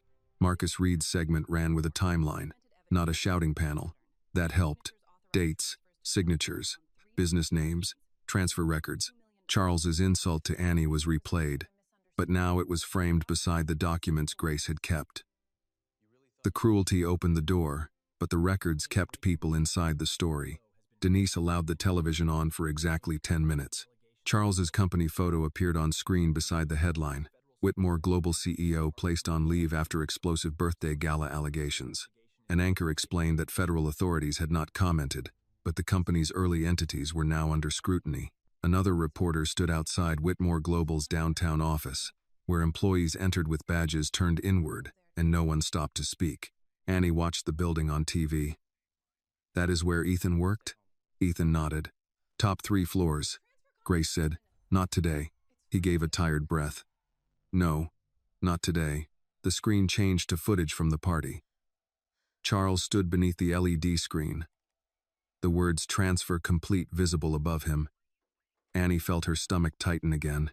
Grace reached for the remote and turned it off. "That is enough." Annie did not argue. In the quiet that followed, Vivian's phone rang. She looked at the screen and went rigid. Ethan asked, "Dad?" She nodded. Denise said, "You do not have to answer." Vivian looked at Grace. "Maybe I should." Grace did not tell her what to do. "If you answer, remember he is not calling to understand. He is calling to regain control." Vivian put the phone on speaker. Charles's voice filled the small kitchen, harsh and low. "Where are you?" Vivian answered, "I'm safe." "That is not what I asked." "It is the answer you are getting." A pause. Then Charles said, "Are you with them?" Vivian looked at Grace. "Yes." "You stupid woman." Ethan stepped forward, but Denise raised one hand. Vivian's face hardened. "That is the last time you call me that." Charles laughed bitterly. "You think they care about you? You think Grace Carter will forgive you because you bring her a few old papers?" Vivian's voice shook, but she kept going. "This is not about forgiveness. It is about truth." "No," Charles snapped. "It is about betrayal." Grace spoke then. "Betrayal is stealing from someone who fed you, Charles. This is consequence." There was silence on the line. Then Charles said, "You." Grace said, "Yes. You have no idea what you've done. I know exactly what I've done. I stopped carrying your shame for you." Charles's breathing came through the speaker. "You will pay for this." Denise moved closer to the phone. "Mr. Whitmore, this is Denise Reed, counsel for Grace Carter. Your statement has been heard by 4 witnesses. Any further threats will be documented." The call ended. No one moved for a moment. Then Ethan said, "He never knows when to stop." Grace looked at him. "That is why the world teaches some men too late." By late afternoon, 2 board members resigned from Whitmore Global. A charity removed Charles's name from an upcoming gala. A university postponed his scheduled commencement address. The Georgia Attorney General's office issued a short statement confirming that it was reviewing materials referred to the office. The SEC declined comment. That silence said enough for people who understood how investigations began. At 5 o'clock, Denise made Vivian sign her first sworn declaration at the kitchen table. Vivian read every line twice. When she reached the sentence, "I was aware that questions existed regarding the origin of Charles Whitmore's early capital and failed to pursue them," her hand stopped. Grace stood across from her. Vivian looked up. "This makes me look weak," Grace answered. "No, it makes you look late." Vivian nodded, signed, and pushed the paper toward Denise. Ethan walked to the hallway and stood alone for a minute. Annie followed but did not crowd him. "My whole life," he said, "people told me my father was hard because greatness required it." Annie stood beside him. "Maybe they called it greatness because they didn't have to pay the price." He looked at her. "Your mother did." "Yes, so did you." Annie thought about the dress, the garden, the words Charles had thrown at her. "Maybe. But I know where I come from now in a way I didn't yesterday." Ethan took that in. "And where is that?" Annie looked toward the kitchen, where Grace was tying old documents into neat stacks, her sunglasses still lying untouched near the coffee maker. "From someone he could not erase," she said. That night, Grace finally sat down, not because the work was done. It was only beginning. Lawyers would call, investigators would ask questions, reporters would circle, Charles would deny, threaten, and perform innocence until the last possible minute. But the first full day after the birthday had ended with Grace Carter still in her own kitchen, her daughter beside her, the papers safe, the truth outside the house, and the man who once counted on her silence answering to people who did not care how expensive his suit was. Grace picked up her mug, found the tea cold, and drank it anyway. Annie smiled faintly. "Mama, that's cold." Grace looked at her. "So was the world. I learned to swallow both." Ethan laughed once, quietly, then covered his face as if laughter felt wrong and necessary at the same time. Grace looked at him. "You can laugh in this house, Ethan. Just don't lie." He lowered his hand. "Yes, ma'am." For the first time since the garden, the room breathed. The next months did not feel like victory.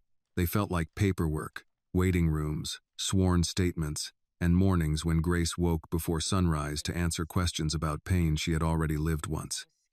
Denise Reed guided every step. Federal investigators asked for originals. Financial reporters verified records. Former employees of Whitmore Global began sending messages, first quietly, then through attorneys. Some had stories about pressured property sales. Some had old emails. Some had names Grace recognized from the documents. Charles denied everything at first. He called the evidence distorted, then incomplete, then misunderstood, then politically motivated.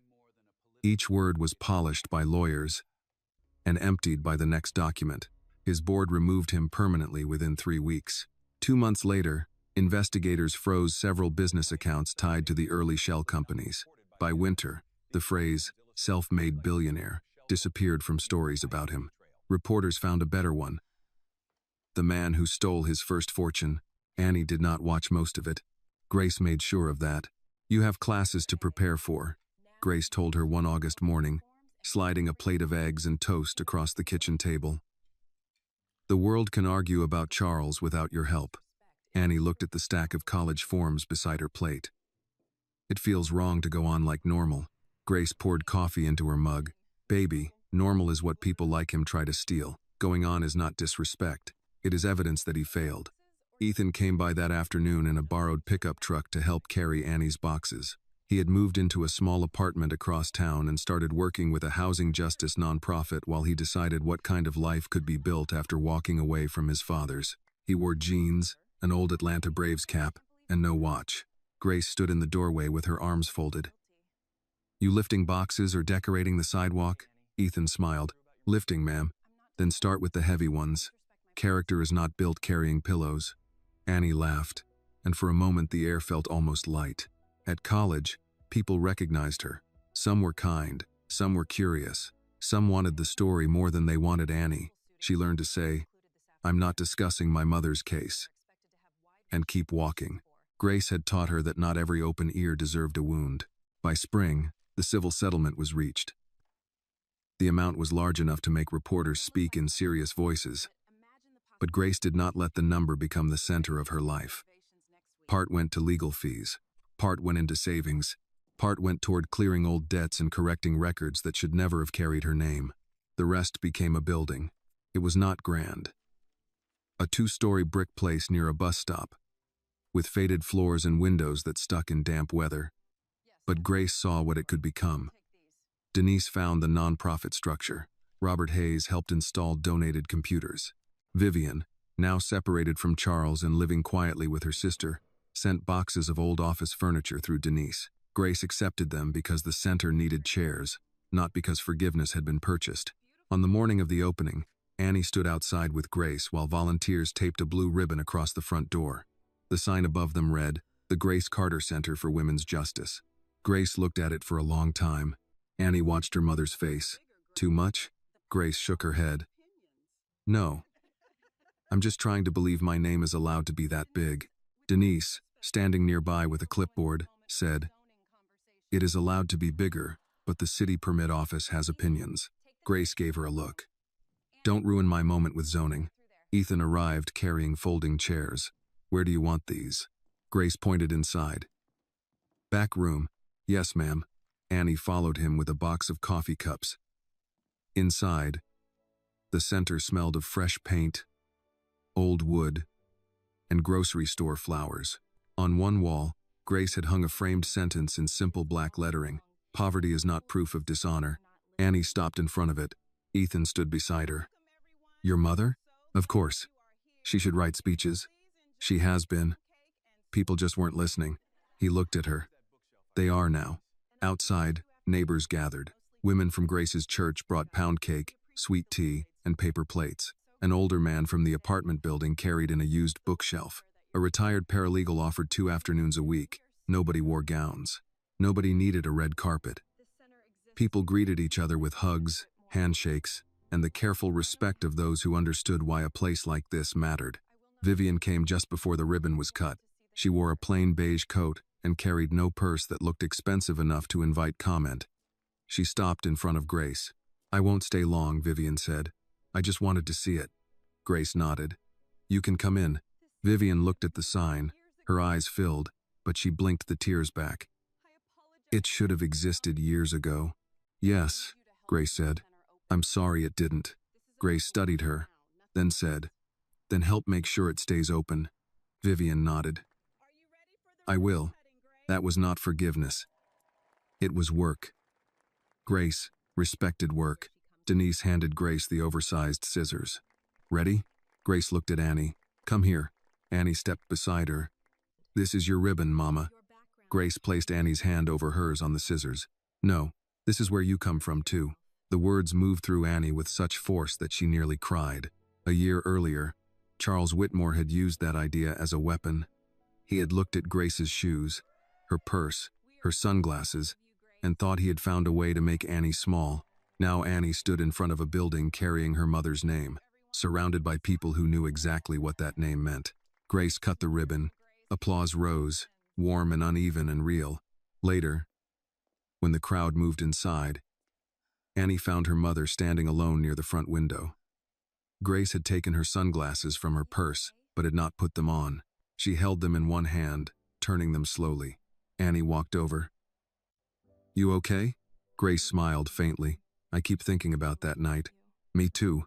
He said he knew where you came from when he looked at me." Annie looked at the sign, the people inside, the tables where women would sit with documents and questions and fear, and the mother who had turned her own wound into a door for others. "And now?" Grace asked. Annie slipped her arm through her mother's. "Now the whole world knows I came from strength." Grace's eyes shone, but her voice stayed steady. "Not just strength." "What else?"